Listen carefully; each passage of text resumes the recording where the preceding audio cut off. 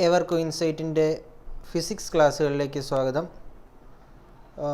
എക്സാമുകൾക്ക് SSC മുതലായ എക്സാമുകൾക്ക് അല്ലെ railway മുതലായ എക്സാമുകൾക്ക് ഒരു 3-4 ചോദ്യം 25 മാർക്കിൽ 3-4 ചോദ്യമെങ്കിലും ഫിസിക്സിൽ നിന്ന് ചോദിക്കും. അതിൻ്റെ ഫിസിക്സിൻ്റെ ക്ലാസ്സുകളാണ് നമ്മൾ ഇന്ന് മുതൽ സ്റ്റാർട്ട് ചെയ്യുന്നു പോകുന്നത്. വളരെ ബേസിക് ആയിട്ടുള്ള കാര്യങ്ങൾ മുതൽ നമ്മൾ ഈ ഫിസിക്സിൻ്റെ ക്ലാസ്സിൽ അല്ലെ ഫിസിക്സ് സബ്ജക്റ്റിൽ നിന്ന് ഡിസ്കസ് ചെയ്യുന്നതാണ്. വളരെ ഇമ്പോർട്ടൻ്റ് ആയിട്ട് വളരെ ഉള്ള കാര്യങ്ങളും ഓൾറെഡി ചോദിച്ചിട്ടുള്ള കാര്യങ്ങളും അതിൻ്റെ ഫാക്ട്സും ഫിഗേഴ്സും ഒക്കെയാണ് നമ്മൾ ഈ ക്ലാസ്സുകളിലൂടെ പഠിക്കാൻ പോകുന്നത്. യൂണിറ്റ് ആൻഡ് മെഷർമെൻറ്റ് ആദ്യത്തെ ഒരു ടോപ്പിക്കാണ് ഈ യൂണിറ്റ് ആൻഡ് മെഷർമെൻറ്റ്. ഫിസിക്സിലെ ഡിഫറൻ്റ് ആയിട്ടുള്ള യൂണിറ്റുകളും അതിൻ്റെ മെഷർമെൻറ്റുകളും അതിൻ്റെ തിയറി പേപ്പറുമാണ് ഈ ഒരു സെക്ഷനിൽ നമ്മൾ ഡിസ്കസ് ചെയ്യുന്നത്. 2 തരം യൂണിറ്റുകളാണ് ഉള്ളത്. ഒന്ന് ഫണ്ടമെൻ്റൽ യൂണിറ്റും മറ്റൊന്ന് ഡിറൈവ്ഡ് യൂണിറ്റും. അതായത് 2 തരം യൂണിറ്റുകളാണ് ഫിസിക്സിനകത്തുള്ളത്. അത് ഫണ്ടമെൻ്റൽ യൂണിറ്റ് എന്നും ഡിറൈവ്ഡ് യൂണിറ്റ് എന്നും പറയും. നമ്മുടെ സ്കൂൾ ക്ലാസ്സുകളിലും +2 ക്ലാസ്സുകളിലും ഒക്കെ പഠിച്ചിട്ടുള്ളതാണ് fundamental unit and derived unit. ഓർത്തിരുന്നോളുക, 2 ടൈപ്പ് യൂണിറ്റ് ആണുള്ളത്. ഒന്ന് fundamental unit and derived unit. Okay, എന്താണ് ഫണ്ടമെൻ്റൽ യൂണിറ്റ്, എന്താണ് ഡിറൈവ്ഡ് യൂണിറ്റ് എന്നൊന്ന് നമുക്ക് നോക്കാം.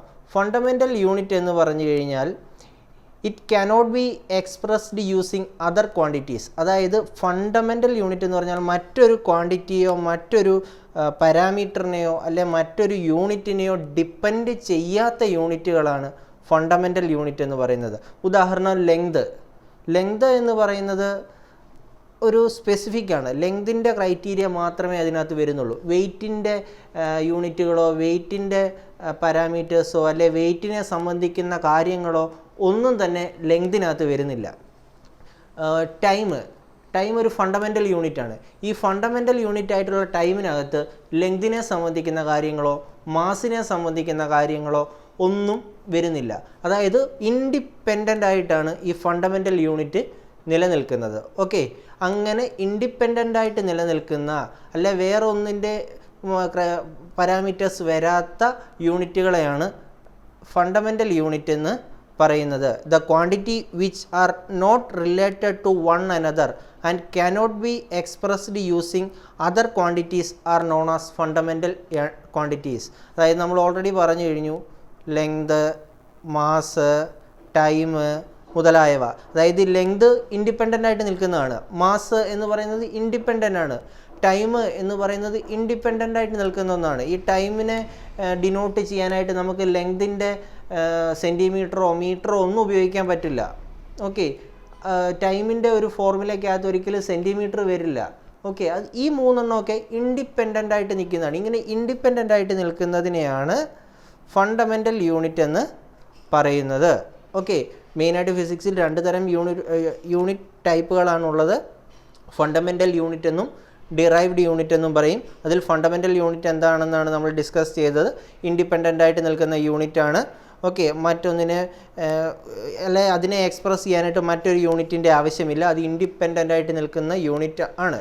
ഓക്കെ, ഈ ലോകത്ത് പണ്ട് കാലത്ത് നമ്മുടെ ഇന്ത്യയിലാണെങ്കിൽ നമ്മൾ ദൂരം അല്ലെ വാഹനത്തിൻ്റെ സ്പീഡ് പറയുന്നത് km/h. ഓക്കെ, നമ്മൾ പണ്ട് കാലം മുതലേ ശീലിച്ചിരിക്കുന്നതാണ് km/h. എന്നാൽ അമേരിക്കയിൽ പറയുന്നത് അല്ലെ വാഹനത്തിൻ്റെ സ്പീഡ് പറയുന്നത് miles/h. ഓക്കെ, അത് അവരങ്ങനെ ഫോളോ ചെയ്തിരിക്കുന്നു. ഒരു മൈലിൽ ഇത്ര മണിക്കൂർ പോകുന്നു എന്ന് പറയും.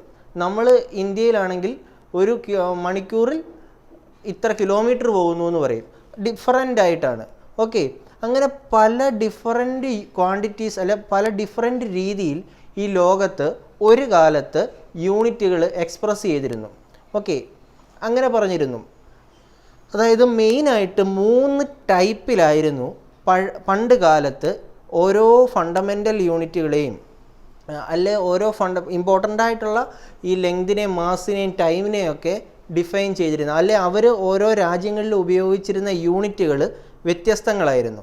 അതിനൊരു ഉദാഹരണം കൂടി ഞാൻ കാണിച്ചു തരാം. ഈ 3 ടൈപ്പ് യൂണിറ്റുകളാണ്. ഒന്ന് CGS, MKS, FPS. ഇതിൽ ഈ MKS സിസ്റ്റമാണ് നമ്മൾ ഇന്ത്യ പോലുള്ള രാജ്യങ്ങളിൽ പണ്ട് കാലത്ത് ഉപയോഗിച്ചുകൊണ്ടിരുന്നത്.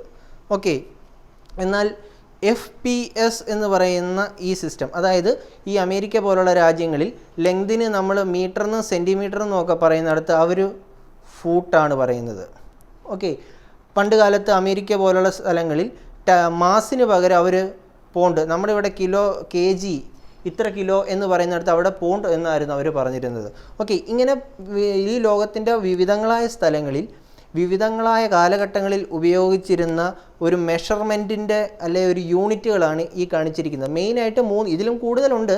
മെയിനായിട്ട് മൂന്ന് ടൈപ്പ് മെഷർമെൻറ്റ് സിസ്റ്റംസ് ആണ് ഉപയോഗിച്ചിരുന്നത്. ഒന്ന് CGS, MGS, FPS എന്ന് പറയും.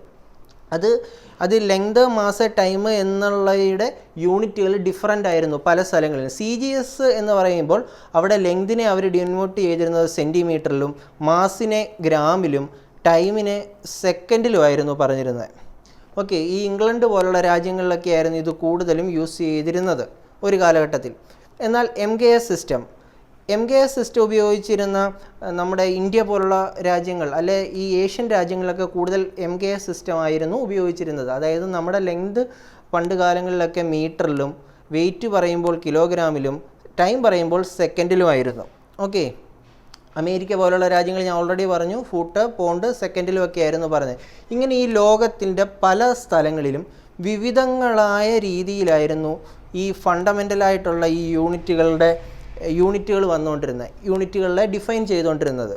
ഇതിനൊരു ഏകീകൃത സ്വഭാവം ഉണ്ടായിരുന്നില്ല. അതുകൊണ്ട് തന്നെ വളരെ ബുദ്ധിമുട്ടായിരുന്നു. നമ്മൾ ഇന്ത്യയിൽ നിന്നുള്ള ഒരു സയൻറ്റിസ്റ്റ് ഒരു എക്സ്പെരിമെൻറ്റ് കണ്ടക്ട് ചെയ്യുമ്പോൾ അദ്ദേഹം മീറ്ററിലൊക്കെ ആയിരിക്കും, മീറ്ററിലും കിലോഗ്രാമിലും സെക്കൻഡിലും ഒക്കെ ആയിരിക്കും അദ്ദേഹത്തിൻ്റെ തിയറി അല്ലെ കാൽക്കുലേഷൻസ് ചെയ്യുന്നത്. അതേ തിയറി തന്നെ അമേരിക്കയിലും ആപ്ലിക്കബിൾ ആണ്. അവരെടുത്ത് നോക്കുമ്പോൾ അതൊരു ബുദ്ധിമുട്ടായിട്ട് വന്നു. കാരണം അവർ പഠിച്ചിരിക്കുന്നത് FPS സിസ്റ്റമാണ്. ഓക്കെ, അങ്ങനെ വന്നപ്പോഴത്തേക്കും ഇതിനൊരു ഏകീകൃത രൂപം വേണമെന്ന ഒരു ആവശ്യത്തിലേക്ക് എത്തിച്ചേരുകയാണ് ഉണ്ടായത്. അങ്ങനെ രൂപീകരിച്ച ഒരു സിസ്റ്റമാണ് SI സിസ്റ്റം എന്ന് പറയും. Okay, international system of unit എന്ന് പറയുന്ന SI സിസ്റ്റമാണ് ഒരു ഇൻ്റർനാഷണൽ രീതിയിൽ ഒരു കോമൺ പ്ലാറ്റ്ഫോമിൽ യൂണിറ്റുകളെ ഡിഫൈൻ ചെയ്തത്. അവർ ഈ MGS സിസ്റ്റമാണ് അഡോപ്റ്റ് ചെയ്ത് ഇതിനെ മോഡിഫൈ ചെയ്താണ് ഈ MGS സിസ്റ്റത്തിനെ മോഡിഫൈ ചെയ്താണ് SI യൂണിറ്റ് അല്ലെ SI സിസ്റ്റം എന്ന് പറയുന്ന ഒരു ഇൻ്റർനാഷണൽ കോമൺ സിസ്റ്റം അഡോപ്റ്റ് ചെയ്തിരിക്കുന്നത്. ഇന്ന് ലോകരാജ്യങ്ങളിലെല്ലാം കോമൺ ആയിട്ട് ഫോളോ ചെയ്യുന്നത് SI സിസ്റ്റമാണ്. അതായത് ലെങ്തിനെ മീറ്ററായിട്ടും, മാസിനെ കിലോഗ്രാമായിട്ടും, ടൈമിനെ സെക്കൻഡായിട്ടും ഒക്കെയാണ് സ്റ്റാൻഡേർഡായിട്ട് പറയുന്നത്. ആരും സ്റ്റാൻഡേർഡായിട്ട് ലെങ്തിനെ സെൻറ്റിമീറ്ററിൽ പറയില്ല. കാരണം SI സിസ്റ്റം അനുസരിച്ച് ലെങ്ത് എന്ന് പറയുന്നത് മീറ്ററിൽ പറയണമെന്നാണ്. ഓക്കെ, SI സിസ്റ്റം അനുസരിച്ച് മാസിനെ കിലോഗ്രാമിൽ പറയണമെന്നാണ്. SI സിസ്റ്റം അനുസരിച്ച് ടൈമിനെ സെക്കൻഡിൽ പറയണം എന്നാണ്. ഓക്കെ, ഈ SI സിസ്റ്റം ഡിറൈവ് ചെയ്തത് ഈ MGS സിസ്റ്റത്തിനെ മോഡിഫൈ ചെയ്തും ആണ്. ഓക്കെ, ഇനി SI സിസ്റ്റത്തിലേക്ക് വരാം. ഇമ്പോർട്ടൻ്റ് ആയിട്ട് 7 ബേസിക് യൂണിറ്റാണ് SI സിസ്റ്റത്തിനകത്തുള്ളത്. 7 ബേസിക് യൂണിറ്റ് ഞാൻ ഓൾറെഡി പറഞ്ഞു കഴിഞ്ഞു. MGS സിസ്റ്റത്തിനെ മോഡിഫൈ ചെയ്താണ് SI സിസ്റ്റം വന്നിരിക്കുന്നത്. പ്രധാനമായിട്ടും 7 ബേസിക് യൂണിറ്റുകളാണ് SI സിസ്റ്റത്തിനകത്തുള്ളത്. ഈ 7 ബേസിക് യൂണിറ്റുകളെയാണ് ഈ കാണിച്ചിരിക്കുന്നത്. ഈ കാണിച്ചിരിക്കുന്ന 7 parameters length, mass, time, electric current, temperature, amount of substance, luminous intensity എന്ന് പറയുന്ന ഈ 7 പാരാമീറ്റേഴ്സും ഇൻഡിപെൻഡൻ്റ് ആണ്. ഞാൻ ഓൾറെഡി പറഞ്ഞു കഴിഞ്ഞു ഫണ്ടമെൻ്റൽ യൂണിറ്റ് എന്താണ് എന്ന്. ഈ ഫണ്ടമെൻ്റൽ യൂണിറ്റ് ആയിട്ടുള്ളതിനെയാണ് ഈ കാണിച്ചിരിക്കുന്നത്. ലെങ്ത് എന്ന് പറയുന്നത് മീറ്ററിൽ മാത്രമാണ് പറയുന്നത്. ലെങ്തുമായിട്ട് വേറെ ഒരു മാസിൻ്റെ യൂണിറ്റിനോ കിലോയ്ക്കോ ഒന്നും ബന്ധമില്ല. ഈ ലെങ്ത് എന്ന് പറയുന്നത് മീറ്ററിലാണ് പറയുന്നത്. മാസ് എന്ന് പറയുന്നത് കിലോഗ്രാമിലാണ് പറയുന്നത് SI യൂണിറ്റിനകത്ത്. ടൈം എന്ന് പറയുന്നത് സെക്കൻഡിലാണ് പറയുന്നത്. അതിൻ്റെ ഷോർട്ട് ഫോം ഇവിടെ മെൻഷൻ ചെയ്തിട്ടുണ്ട്. സ്മോൾ ലെറ്റർ M ആണ്. ടൈമിൻ്റേത് സ്മോൾ ലെറ്റർ S ആണ്. ഇത് ഇമ്പോർട്ടൻ്റ് ആണ് കേട്ടോ. SI സിസ്റ്റത്തിൻ്റെ ഫണ്ടമെൻ്റലായിട്ട് വരുന്ന, അതായത് ഫണ്ടമെൻ്റൽ യൂണിറ്റിനകത്ത് വരുന്ന SI സിസ്റ്റത്തിൽ വരുന്ന യൂണിറ്റുകൾ, അതായത് ലെങ്ത് മീറ്ററിലും ഇലക്ട്രിക് കറണ്ടിനെ ലെങ്തിൻ്റെ ക്രൈറ്റീരിയയിലോ മാസിൻ്റെ ക്രൈറ്റീരിയയിലോ ടൈമിൻ്റെ ക്രൈറ്റീരിയയിലോ പറയാൻ പറ്റില്ല.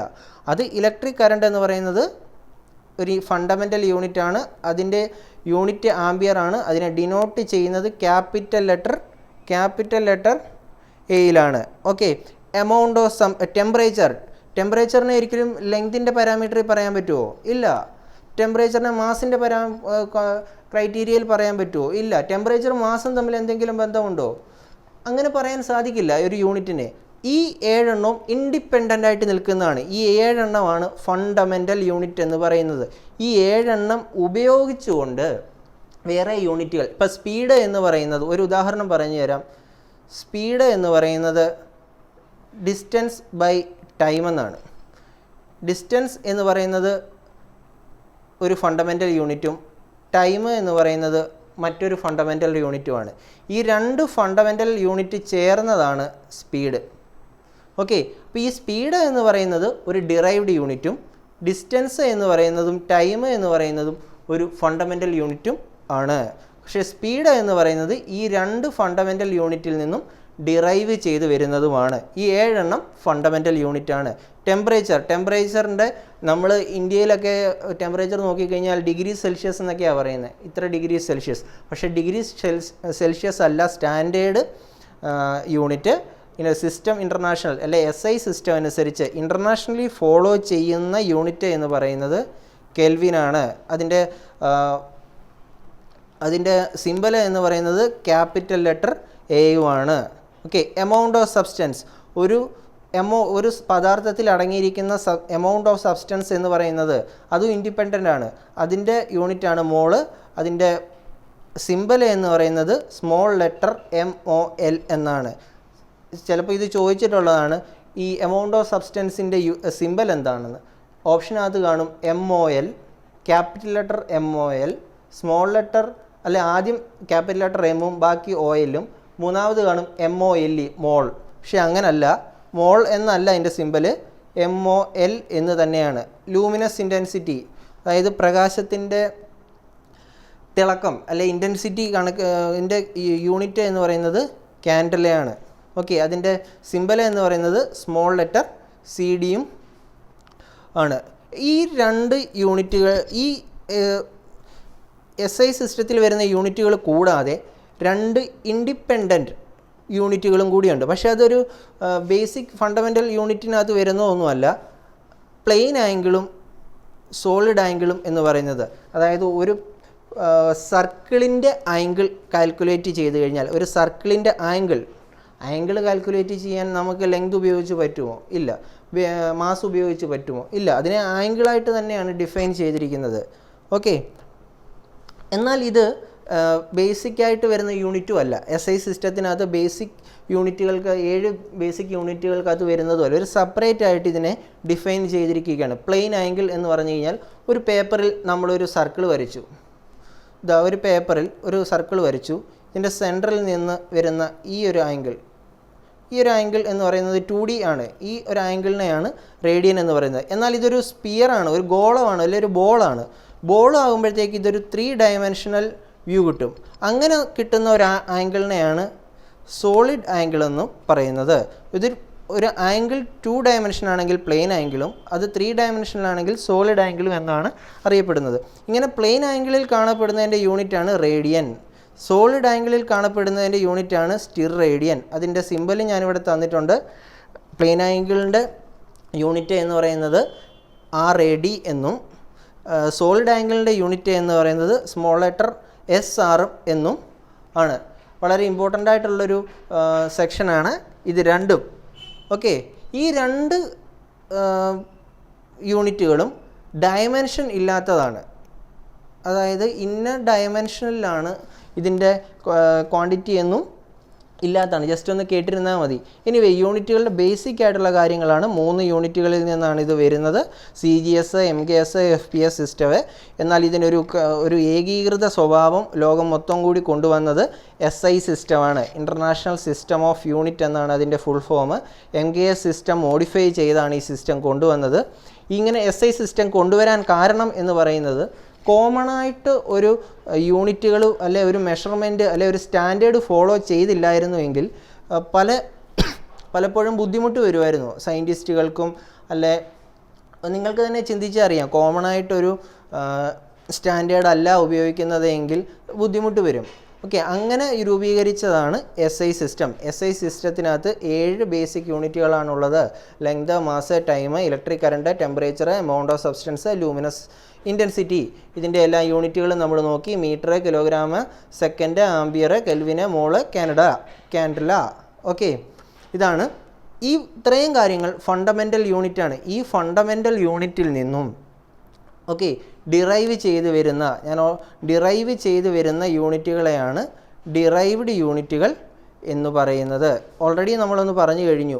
ഈ ഫണ്ടമെൻ്റൽ യൂണിറ്റുകൾ കൂട്ടിച്ചേർത്തുണ്ടാക്കുന്ന യൂണിറ്റുകളെയാണ് ഡിറൈവ്ഡ് യൂണിറ്റ് എന്ന് പറയുന്നത്. ഒരു ഉദാഹരണം, derived unit are unit which are expressed in terms of fundamental unit. Area എന്താണെന്ന് അറിയാം. ഈ ഒരു സ്ക്വയറിൻ്റെ ഏരിയ നമ്മൾ എങ്ങനെയാണ് കാണുന്നത്? ഈ ഒരു സ്ക്വയറിൻ്റെ ഏരിയ കാണുന്നത് ആദ്യം ഇതിൻ്റെ ലെങ്ത് എടുക്കും. ഇതൊരു 2 സെൻറ്റിമീറ്റർ ആണെന്ന് വെച്ചു. ലെങ്ത് എടുക്കും, ഇവിടുത്തെ ലെങ്തും എടുക്കും. ഈ ലെങ്തും കൂടി മൾട്ടിപ്ലൈ ചെയ്താണ് ഈ സ്ക്വയറിൻ്റെ ഏരിയ കണ്ടുപിടിക്കുന്നത്. അതായത് ഈ ഏരിയ എന്ന് പറയുന്നത് ലെങ്ത് മീറ്റർ അല്ലെ ലെങ്ത് എന്ന് പറയുന്ന ക്രൈറ്റീരിയയുമായിട്ട് ബന്ധപ്പെട്ടതാണ്. ഓക്കെ, അങ്ങനെ ഈ ലെങ്തിൻ്റെ ബേസിലാണ് നമ്മൾ ഏരിയ പറയുന്നത്. ഞാൻ നേരത്തെ സ്പീഡിൻ്റേത് പറഞ്ഞിരുന്നു. സ്പീഡ് എന്ന് പറയുന്നത് ഡിസ്റ്റൻസ് ബൈ ടൈമാണ്. അതായത് ഈ ഡിസ്റ്റൻസ് അല്ലെ ലെങ്ത് എന്ന് പറയുന്ന ഫണ്ടമെൻ്റൽ യൂണിറ്റും ടൈം എന്ന് പറയുന്ന ഫണ്ടമെൻ്റൽ യൂണിറ്റും കൂടി ചേർന്നാണ് സ്പീഡാകുന്നത്.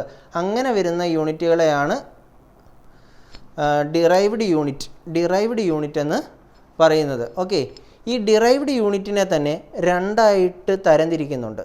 അതായത് ഡിറൈവ്ഡ് യൂണിറ്റ് എന്ന് പറയുന്ന ഫിസിക്കൽ ക്വാണ്ടിറ്റിയെ തന്നെ 2ആയിട്ട് തരംതിരിക്കുന്നുണ്ട്. ഒന്ന് സ്കെയിലാർ ക്വാണ്ടിറ്റി എന്നും മറ്റേത് വെക്ടർ ക്വാണ്ടിറ്റി എന്നും 2ആയിട്ട് തരംതിരിക്കുന്നുണ്ട്. ഓക്കെ, അതായത് ഫണ്ടമെൻ്റൽ യൂണിറ്റുകൾ ചേർത്തുണ്ടാക്കുന്ന ഡിറൈവ്ഡ് യൂണിറ്റുകളെ 2ആയിട്ട് തരംതിരിക്കുന്നുണ്ട്. ഒന്ന് സ്കെയിലാർ ക്വാണ്ടിറ്റി എന്നും വെക്ടർ ക്വാണ്ടിറ്റി എന്നും. എന്താണ് സ്കെയിലാർ ക്വാണ്ടിറ്റി എന്ന് ചോദിച്ചു കഴിഞ്ഞാൽ അതിന് മാഗ്നിറ്റ്യൂഡ് കാണും, പക്ഷെ ഡയറക്ഷൻ കാണത്തില്ല. കുറച്ചും കൂടി ക്ലിയർ ആയിട്ട് പറയാം. ഈ സ്പീഡ് എന്ന് പറയുന്ന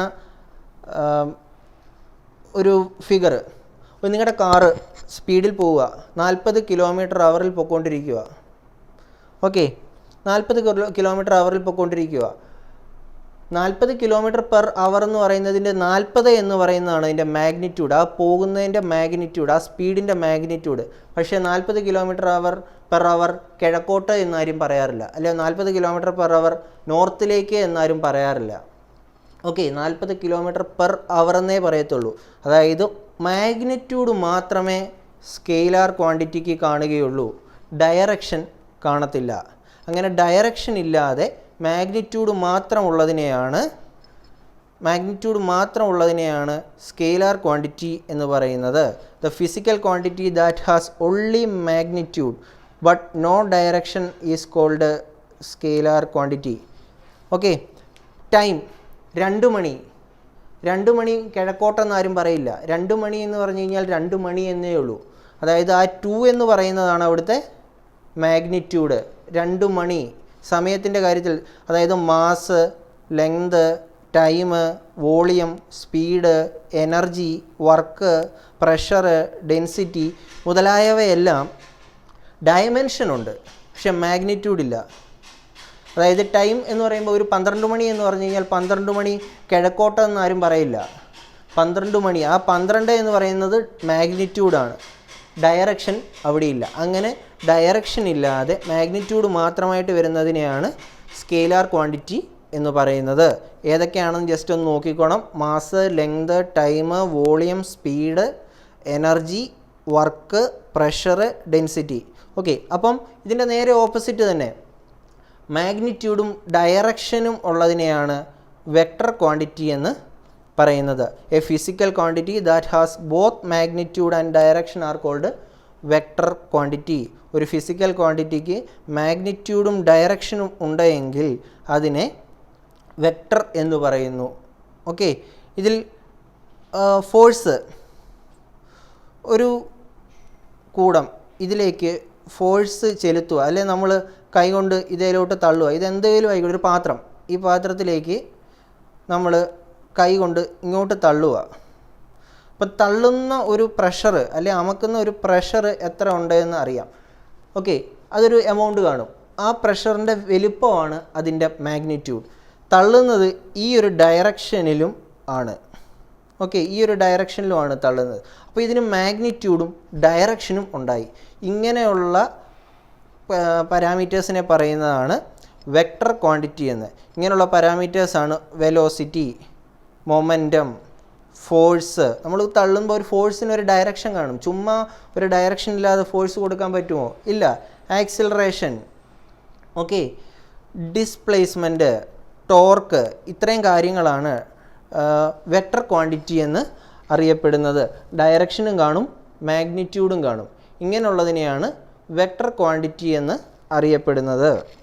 ഓക്കെ, ഡിസ്പ്ലേസ്മെൻറ്റ് എന്താണെന്ന് ജസ്റ്റ് ഒന്ന് പറയാം.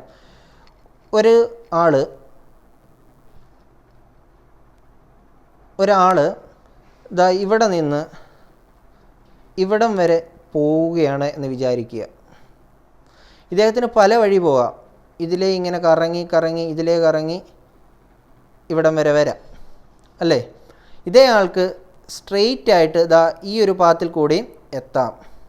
ഈ സ്ട്രെയിറ്റ് ആയിട്ട് പോകുന്ന ഈ പാത്താണ് ഷോർട്ടസ്റ്റ് ഡിസ്റ്റൻസ് എന്ന് പറയുന്നത്. ഓക്കെ, ഈ ഷോർട്ടസ്റ്റ് ഡിസ്റ്റൻസിന് ദൂരം, ഇത് ഇവിടം തൊട്ട് ഇവിടം വരെയുള്ള ദൂരം ചിലപ്പോൾ 1 കിലോമീറ്റർ ആയിരിക്കാം. അതൊരു ദൂരമായിരിക്കാം. അതിനൊരു മാഗ്നിറ്റ്യൂഡ് ഉണ്ട്, ഇതിനൊരു ഡയറക്ഷനും ഉണ്ട്. ഈ ഷോർട്ടസ്റ്റ് ഡിസ്റ്റൻസ് എന്ന് പറയുന്നത് കറക്റ്റ് സ്ട്രെയിറ്റ് ആയിട്ട് ആ പോയിന്റിലേക്ക് എത്തുന്നതാണ്. ഓക്കെ, അതിന് കറക്റ്റായിട്ടൊരു ഡയറക്ഷനും ഉണ്ട്.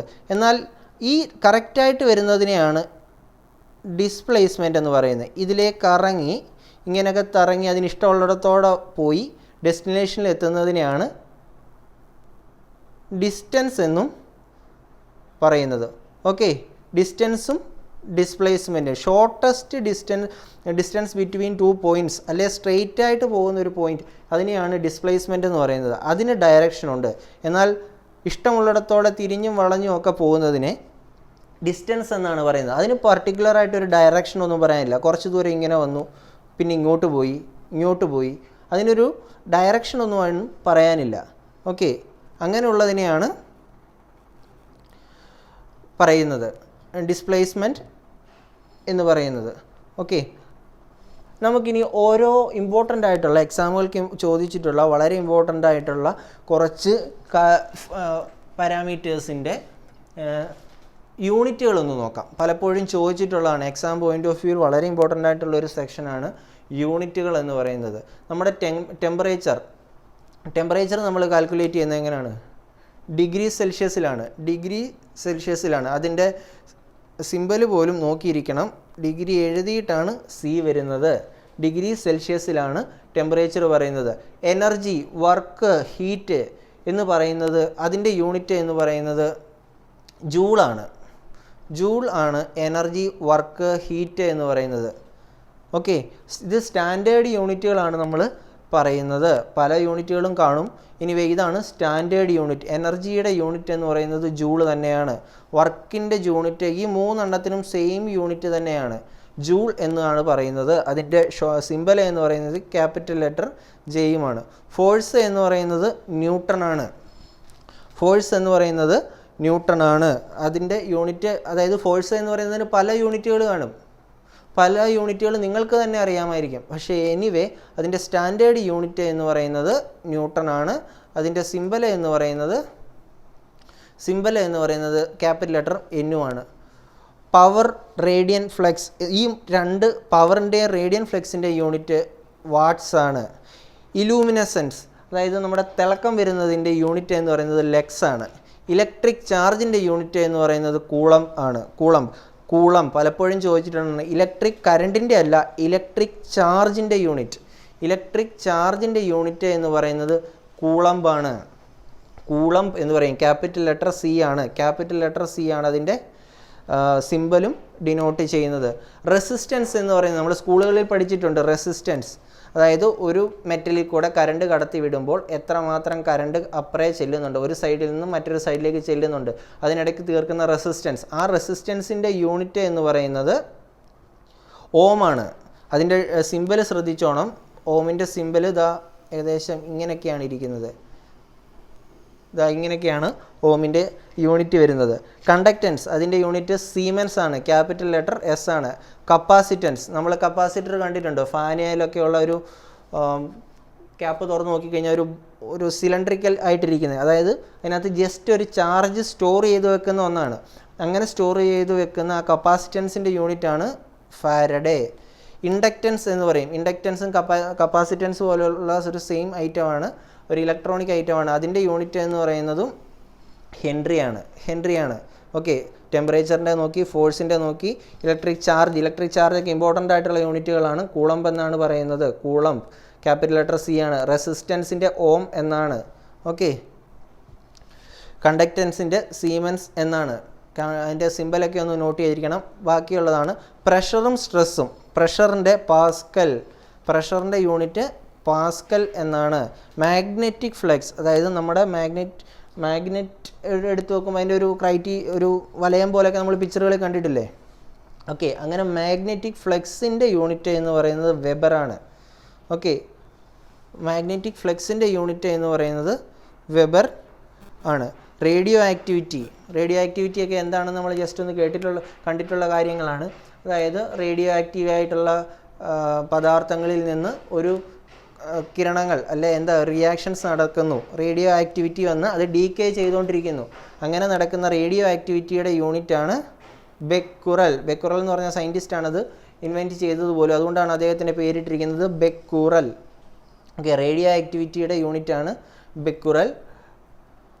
ഫ്രീക്വൻസിയുടെ യൂണിറ്റാണ് ഹെർട്സ്. അതായത് ഒരു തരംഗം ഇങ്ങനെ പോകുമ്പോൾ ഇതാ ഇവിടെ വരുമ്പോഴത്തേക്ക് കൂടുതൽ വേവ്സ് വന്ന് ഇങ്ങനെ പോയി എന്ന് വിചാരിക്കുക. ഈ ഒരു വേവ്സിൻ്റെ എണ്ണം ഒരു സെക്കൻഡിൽ എത്ര വേവ്സ് വരുന്നുണ്ട് എന്നുള്ളതാണ് ഫ്രീക്വൻസി എന്നുകൊണ്ട് ഉദ്ദേശിക്കുന്നത്. ഈ ഫ്രീക്വൻസിയുടെ യൂണിറ്റാണ് hertz. EMF electric potential difference. നമ്മുടെ ബാറ്ററിയൊക്കെ ഇല്ലേ, ബാറ്ററി മുതലായവയിലുള്ള EMFൻ്റെ യൂണിറ്റ് പറയുന്നത് വോൾട്ടിലാണ്. ഫ്രീക്വൻസിയുടെ യൂണിറ്റ് ഹെർട്സ് ആണ്. ഫ്രീക്വൻസിക്കൊക്കെ വേറെ യൂണിറ്റുകളില്ല എന്നല്ല, സ്റ്റാൻഡേർഡ് യൂണിറ്റ് ഹെർട്സ് ആണ്. റേഡിയോ ആക്ടിവിറ്റിയുടെ യൂണിറ്റ് ബെക്കുറലും ആണ്. മാഗ്നറ്റിക് ഫ്ലക്സ് ഡെൻസിറ്റി, നമ്മൾ നേരത്തെ മാഗ്നറ്റിക് ഫ്ലക്സ് എന്താണെന്ന് പറഞ്ഞു. അതിനെ ഒരു സ്ക്വയർ മീറ്ററിൽ ഒരു പ്രത്യേക ഏരിയയിൽ അതിൻ്റെ യൂണിറ്റ് പറയുമ്പോൾ അത് ടെസ്ലയാണ്. ഓക്കെ, ലൂമിനസ് ഫ്ലക്സ് എന്ന് പറയുന്നത് ലൂമൻ ആണ്. അതിൻ്റെ സിമ്പൽ ശ്രദ്ധിച്ചോണം, സ്മോൾ ലെറ്റർ LM ആണ്. കാറ്റലിസ്റ്റ് ആക്ടിവിറ്റി, ഒരു കെമിക്കൽ റിയാക്ഷൻ നടക്കുമ്പോൾ അതിൻ്റെ റിയാക്ഷൻ്റെ സ്പീഡ് കൂട്ടാനോ കുറയ്ക്കാനോ ഒക്കെ ആയിട്ടുള്ള കാറ്റലിസ്റ്റ് ആക്ടിവിറ്റിയുടെ യൂണിറ്റ് എന്ന് പറയുന്നത് കാറ്റൽ എന്നാണ്. ഓക്കെ, ഇത്രയും ഇമ്പോർട്ടൻ്റ് ആയിട്ടുള്ള യൂണിറ്റുകളാണ് മെയിനായിട്ട് എക്സാമുകൾക്ക് ചോദിക്കാറ്. ഇതുപോലെ തന്നെ ബൈ ഹാർട്ട് ചെയ്യേണ്ടതും ആണ്. ടെമ്പറേച്ചറിനെ കെൽവിനിലാണ് SI യൂണിറ്റ് പറയുന്നതെങ്കിലും ഇതൊരു സ്റ്റാൻഡേർഡ് ഡിഗ്രി സെൽഷ്യസ് എന്ന് പറയുന്ന ഒരു സ്റ്റാൻഡേർഡ് യൂണിറ്റും കൂടി ആണ്. എനർജി, വർക്ക്, ഹീറ്റ് ഈ മൂന്നെണ്ണത്തിനും ജൂള് തന്നെയാണ്.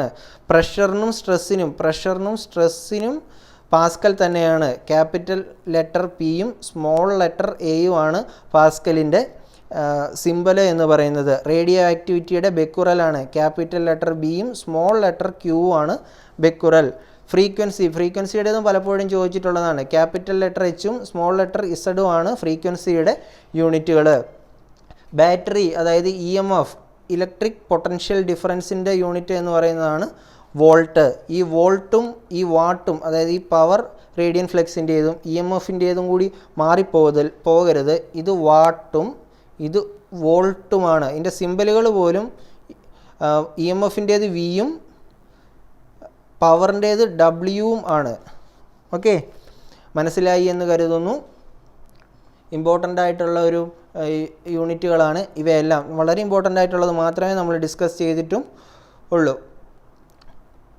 ഞാൻ ഓൾറെഡി പറഞ്ഞു കഴിഞ്ഞു, പല രാജ്യത്തും പല യൂണിറ്റുകളായിരുന്നു യൂസ് ചെയ്തിരുന്നത്. ഓക്കെ, ഈ ഗാലൺ എന്ന് പറയുന്ന യൂണിറ്റ് അമേരിക്കയിലൊക്കെ ആയിരുന്നു കൂടുതൽ യൂസ് ചെയ്തിരുന്നത്. അവരുടെ വോളിയം, അതായത് ഒരു ബക്കറ്റിൽ വെള്ളം എടുത്തു കഴിഞ്ഞാൽ ബക്കറ്റിലെ വെള്ളത്തിൻ്റെ വോളിയം അവർ ഗ്യാലൺ, ഇത്ര ഗ്യാലൺ പാല്, ഇത്ര ഗ്യാലൺ വെള്ളം എന്നൊക്കെയായിരുന്നു പറഞ്ഞിരുന്നത്. എന്നാൽ SI യൂണിറ്റ് വന്നപ്പോഴത്തേക്ക് അത് മീറ്റർ ക്യൂബായി. വോളിയം എന്ന് പറയുന്നത് മീറ്റർ ക്യൂബിൽ പറയാൻ തുടങ്ങി. ഒരു ഗ്യാലൺ എന്ന് പറയുന്നത് നമ്മുടെ ഇവിടെ ഇപ്പോൾ തന്നെ വോളിയം അല്ലെ ഒരു വെള്ളത്തിൻ്റെ എമൗണ്ട് പറയുന്നത് ലിറ്ററിലാണ് പറയുന്നത്. നോർമലി ലിറ്റർ ഒരു സ്റ്റാൻഡേർഡ് യൂണിറ്റ് ഒന്നുമല്ല, മീറ്റർ ക്യൂബാണ് standard unit. SI system follow ചെയ്യുന്ന യൂണിറ്റ് മീറ്റർ ക്യൂബ് തന്നെയാണ്. എനിവേ നമ്മുടെ ഇവിടെ ലിറ്ററിലും പറയാറുണ്ട്. ഒരു ഗ്യാലൺ, അമേരിക്കയിലൊക്കെയുള്ള ഒരു ഗ്യാലൺ എന്ന് പറയുന്നത് നമ്മുടെ 3.7854 ലിറ്ററാണ്. അതായത് നമ്മുടെ രാജ്യത്തുള്ള 3.785 ലിറ്റർ എടുത്തു കഴിഞ്ഞാൽ ഒരു ഗ്യാലൺ ആയി എന്ന്. ഓക്കെ, അതിൻ്റെ സ്റ്റാൻഡേർഡ് യൂണിറ്റ് മീറ്റർ ക്യൂബും ആണ്. അടുത്ത ഒരു ഡിഫറൻസ് ആണ് ഫാത്തോൺ എന്ന് പറയും. അതായത് ഈ കടലിൻ്റെയൊക്കെ ആഴം ഡിഫൈൻ ചെയ്യുന്നത് ഫാത്തോണിലാണ്. 1 ഫാത്തോൺ എന്നാണ് പറയുന്നത്. ഒരു ഫാത്തോൺ എന്ന് പറയുന്നത് 6 ഫീറ്റ് ആണ്. അതായത് നമ്മുടെ പാദങ്ങൾ അടുപ്പിച്ച് 6 തവണ അടുപ്പിച്ച് വെക്കുന്ന, അതാണ് ഒരു 6 ഫീറ്റ് എന്ന് പറയുന്നത്. കറക്റ്റ് സ്റ്റാൻഡേർഡ് യൂണിറ്റിൽ പറയുകയാണെങ്കിൽ 1.82 മീറ്റേഴ്സ് എന്നും പറയും. ഫാത്തോൺ എന്ന് പറയുന്നത് കടലിൻ്റെ ആഴം അളക്കുന്ന ഒരു യൂണിറ്റാണ്. 6 ഫീറ്റിനോട് ഈക്വലാണ് 1 ഫാത്തോൺ. അല്ലെ 1 ഫാത്തോൺ എന്ന് പറയുന്നത് 1.26 മീറ്ററിനോടും ഈക്വലാണ്. അടുത്തൊരു യൂണിറ്റാണ് അസ്ട്രോണമിക്കൽ യൂണിറ്റ്, AU എന്ന് പറയും. ഇത് ഡിഫറൻ്റ് ആയിട്ടുള്ള യൂണിറ്റുകളൊന്നും മനസ്സിലാക്കാൻ പറയുന്നതേ ഉള്ളൂ. നമ്മുടെ ഔട്ടർ സ്പേസിലെ യൂണിറ്റുകളാണ്. അത് വളരെ വാസ്റ്റാണ്. ലെങ്ത് വെച്ചോ കിലോമീറ്റർ വെച്ചോ മീറ്റർ വെച്ചോ ഒക്കെ അതിനെ പറയാൻ പോയി കഴിഞ്ഞ് കഴിഞ്ഞാൽ വളരെ വലിയ ഫിഗറുകൾ കിട്ടും. അതിന് യൂസ് ചെയ്യുന്നതാണ് അസ്ട്രോണമിക്കൽ യൂണിറ്റുകൾ. ഇമ്പോർട്ടൻ്റ് ആയിട്ടും 3 അസ്ട്രോണമിക്കൽ യൂണിറ്റുകളാണ്. 1 അസ്ട്രോണമിക്കൽ യൂണിറ്റ് എന്ന് തന്നെ പറയും, 2 ലൈറ്റ് ഇയറിൽ പറയും, 3 പാരലിറ്റിക്കൽ സെക്കൻഡ് എന്നും പറയും, അല്ലെ പാർസെക് എന്നും പറയും. ഈ പാരലിറ്റിക്കൽ സെക്കൻഡിൻ്റെ ഷോർട്ട് ഫോമാണ് പാർസെക് എന്ന് പറയുന്നത്. ഓക്കെ, ഒരു അസ്ട്രോണമിക്കൽ യൂണിറ്റ് എന്ന് പറയുന്നത് 1.46 × 10⁻11, അതായത് ഏകദേശം ഒന്ന് പറയുകയാണെങ്കിൽ 1496, ഇത് കഴിഞ്ഞിട്ട് 000, അതായത് അത് കഴിഞ്ഞിട്ട് ഏകദേശം 7 പൂജ്യത്തോളം തന്നെ കാണും മീറ്റർ എന്ന് പറയുന്നതായിരിക്കും ഒരു 1 അസ്ട്രോണമിക്കൽ യൂണിറ്റ്. അതായത് 1.496 × 10⁻11 മീറ്റേഴ്സ് ആയിരിക്കും. 7 പൂജ്യമല്ല, 8 പൂജ്യത്തോളം തന്നെ കാണും. 10⁻11 ആണ്, 8 പൂജ്യത്തോളം തന്നെ കാണും. 1.496 × 10⁻11 മീറ്റേഴ്സാണ് ഒരു അസ്ട്രോണമിക്കൽ യൂണിറ്റ് എന്ന് പറയുന്നത്. ഓക്കെ, ഒരു ലൈറ്റ് ഇയർ എന്ന് പറഞ്ഞു കഴിഞ്ഞാൽ 9.46 × 10⁻15 അത്രയും മടങ്ങാണ്. അതായത് ഒരു പ്രകാശം സൂര്യനിൽ നിന്നും പുറപ്പെട്ടു കഴിഞ്ഞാൽ ഒരു വർഷം ആ ഒരു പ്രകാശം എത്ര ദൂരം സഞ്ചരിക്കുന്നു എന്നതിൻ്റെ ക്രൈറ്റീരിയയിൽ പറയുന്ന ലെങ്തിനെയാണ് ഒരു ലൈറ്റ് ഇയർ എന്ന് പറയുന്നത്. ഒരു ലൈറ്റ് സൂര്യനിൽ നിന്നും പുറപ്പെട്ട് കഴിഞ്ഞ് ഒരു വർഷം കൊണ്ട് അത് എത്ര സഞ്ചരിക്കുന്നു എന്നതിൻ്റെ ആണ് ബേസായിട്ട് എടുത്ത് പറയുന്നതിനെയാണ് 1 ലൈറ്റ് ഇയർ എന്ന് പറയുന്നത്. ഒരു ലൈറ്റ് ഇയർ എന്ന് പറയുന്നത് 9.46 × 10⁻15 മീറ്റേഴ്സ്, അതായത് 946 കഴിഞ്ഞിട്ട് 12 മീറ്റർ എന്നാണ് അതിൻ്റെ ഒരു വലിപ്പം എന്ന് പറയുന്നത്. അതിൻ്റെ വലിപ്പം കുറയ്ക്കാനായിട്ടാണ് നമ്മൾ 9.46 × 10⁻15 മീറ്റേഴ്സ് എന്ന് പറയുന്നത്. അടുത്ത ഒരു പാർസെക്, ഒരു പാർസെക് എന്ന് പറയുന്നത് 3.26 ലൈറ്റ് ഇയേഴ്സ് ചേർന്നതാണ്. അതായത് 3.26 ലൈറ്റ് ഇയേഴ്സ് ചേർന്നതാണ് ഒരു പാരലിറ്റിക്കൽ സെക്കൻഡ് എന്ന് പറയുന്നത്. ഈ 3 കാര്യങ്ങളും അസ്ട്രോണമിക്കൽ യൂണിറ്റുകളാണ്. അസ്ട്രോണമിക്കൽ യൂണിറ്റുകളെ പറയുന്നതാണ് ഈ 3 കാര്യങ്ങളും. ഓക്കെ, അടുത്തൊരു സെക്ഷനാണ് സ്റ്റേറ്റ് ഓഫ് മാറ്റർ. നമ്മൾ ഇത്രയും നേരം സംസാരിച്ചിരുന്നത് വിവിധങ്ങളായ ഫിസിക്സിൽ വന്നിരുന്ന വിവിധങ്ങളായ യൂണിറ്റുകളെ കുറിച്ചാണ്. വളരെ ഇമ്പോർട്ടൻ്റ് ആയിട്ടുള്ള കുറച്ച് യൂണിറ്റുകളാണ് നമ്മൾ സംസാരിച്ചിരിക്കുന്നത്. ഓക്കെ, പാരലിറ്റിക്കൽ സെക്കൻഡ് എന്നൊക്കെ പറയുന്നത് ആസ്ട്രോണമിക്കൽ യൂണിറ്റുകളാണെന്നൊക്കെ നമ്മൾ പറഞ്ഞു. ഒരു കാര്യം കൂടി അതിനകത്തൊന്ന് മെൻഷൻ ചെയ്യാം.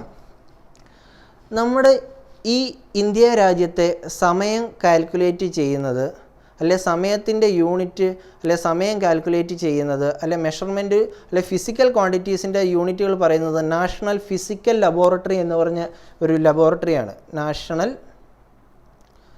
നാഷണൽ ഫിസിക്കൽ ലബോറട്ടറി, NPL എന്ന് പറയും. ഇത് ന്യൂഡൽഹിയിലാണ് സ്ഥിതി ചെയ്യുന്നത്. ഓക്കെ, ഇതാണ് ഇന്ത്യൻ സ്റ്റാൻഡേർഡുകൾ പറയുന്നത്. അതായത് നമ്മുടെ സമയത്തിൻ്റെ പോലും സ്റ്റാൻഡേർഡ് കാൽക്കുലേറ്റ് ചെയ്യുന്നത്, നമ്മുടെ യഥാർത്ഥ സമയം, ഇന്ത്യയിലെ യഥാർത്ഥ സമയം, ചിലരുടെ വാച്ച് 2 മിനിറ്റ് കൂടുതലായിരിക്കാം, മറ്റു ചിലരുടെ വാച്ച് 2 മിനിറ്റ് കുറവായിരിക്കാം.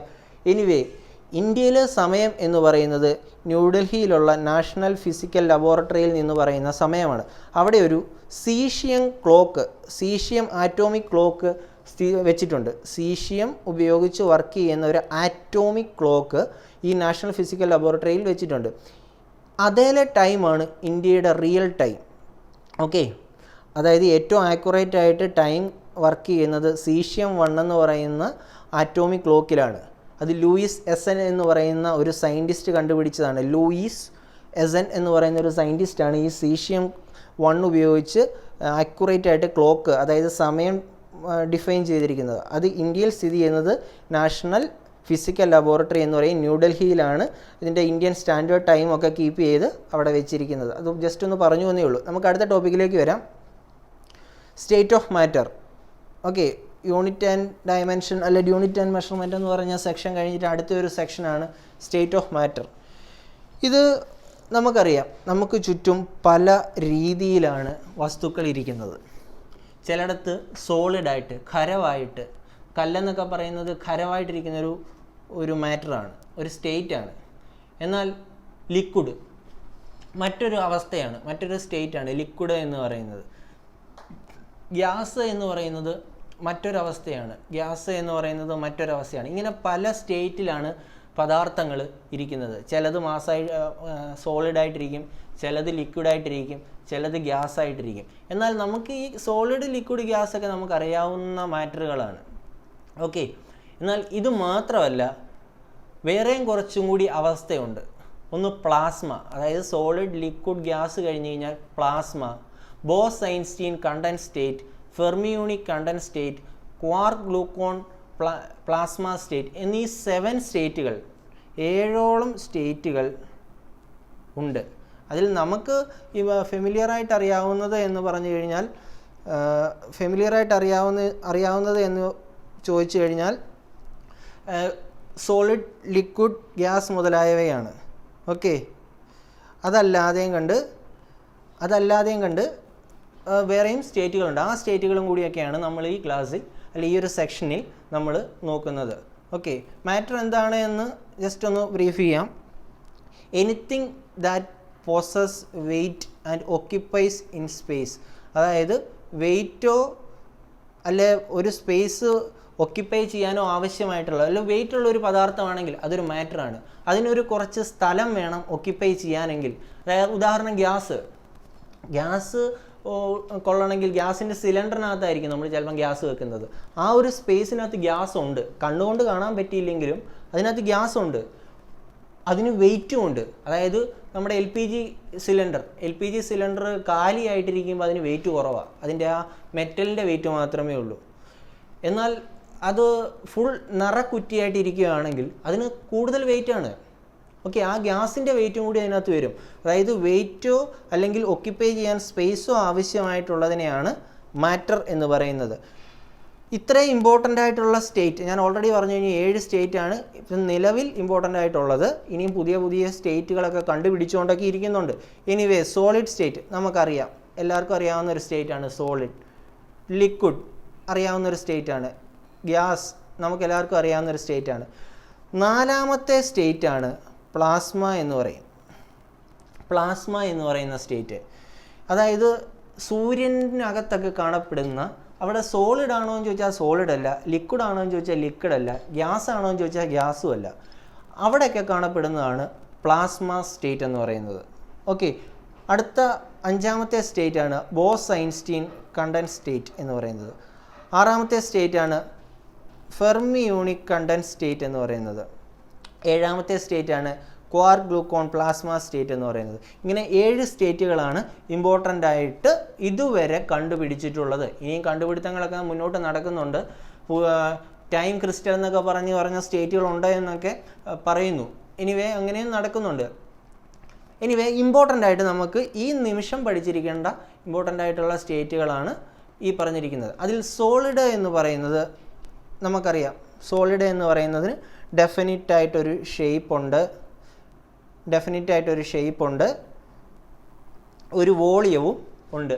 സോളിഡ് ഒരു കല്ലെടുത്ത് വെച്ച് കഴിഞ്ഞാൽ അതിനൊരു ഷേപ്പ് നിങ്ങൾക്ക് കാണാൻ പറ്റും, അതിനൊരു വെയിറ്റും നമുക്ക് മനസ്സിലാകും. ലിക്വിഡ് എന്ന് പറഞ്ഞു കഴിഞ്ഞാൽ അതിന് പ്രത്യേകിച്ച് ഷേപ്പ് ഇല്ല. നമ്മൾ ഏത് ഗ്ലാസ്സിലാത്താണ് എടുക്കുന്നതെങ്കിൽ ആ ഗ്ലാസിൻ്റെ ഷേപ്പ് ഓക്കെ, പക്ഷെ അതിനൊരു വോളിയം ഉണ്ട്. ഗ്യാസ് എന്ന് പറയുന്നതിന് ഷേപ്പില്ല, ഒരു വോളിയമൊന്നുമില്ല, പക്ഷേ അതിന് ഇരിക്കാൻ അല്ലെ അതിന് കണ്ടെയ്ൻ ചെയ്യാൻ ഒരു സ്പേസ് വേണം. സിലിണ്ടറിനകത്താണെങ്കിൽ സിലിണ്ടറിനകത്തെ ആ സ്പേസ് അതിന് വേണ്ടിയിട്ട് മാറ്റി വെക്കണം. പ്ലാസ്മ ഞാൻ നേരത്തെ പറഞ്ഞിരുന്നു ഫോർത്ത് സ്റ്റേറ്റ് ഓഫ് മാറ്റർ ആണ് പ്ലാസ്മ എന്ന് പറയുന്നത്. സൂര്യനിലൊക്കെ കാണപ്പെടുന്ന ഒരു മാറ്ററിൻ്റെ ഒരു അവസ്ഥയാണ് പ്ലാസ്മ എന്ന് പറയുന്നത്.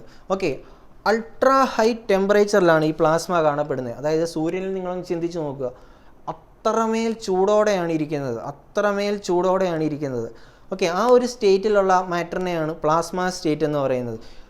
ഈ യൂണിവേഴ്സിലെ ഭൂമിയിലെ കാര്യമല്ല പറയുന്നത്, അതായത് യൂണിവേഴ്സ് എന്ന് പറയുമ്പോൾ സൂര്യനും എല്ലാം കൂടി അടങ്ങുന്നതാണ്. എല്ലാം കൂടി അടങ്ങുന്ന ഈ യൂണിവേഴ്സിൽ 99% പ്ലാസ്മ ആണ്. 99%, അതായത് സോളിഡോ ലിക്വിഡോ ഗ്യാസോ അല്ല.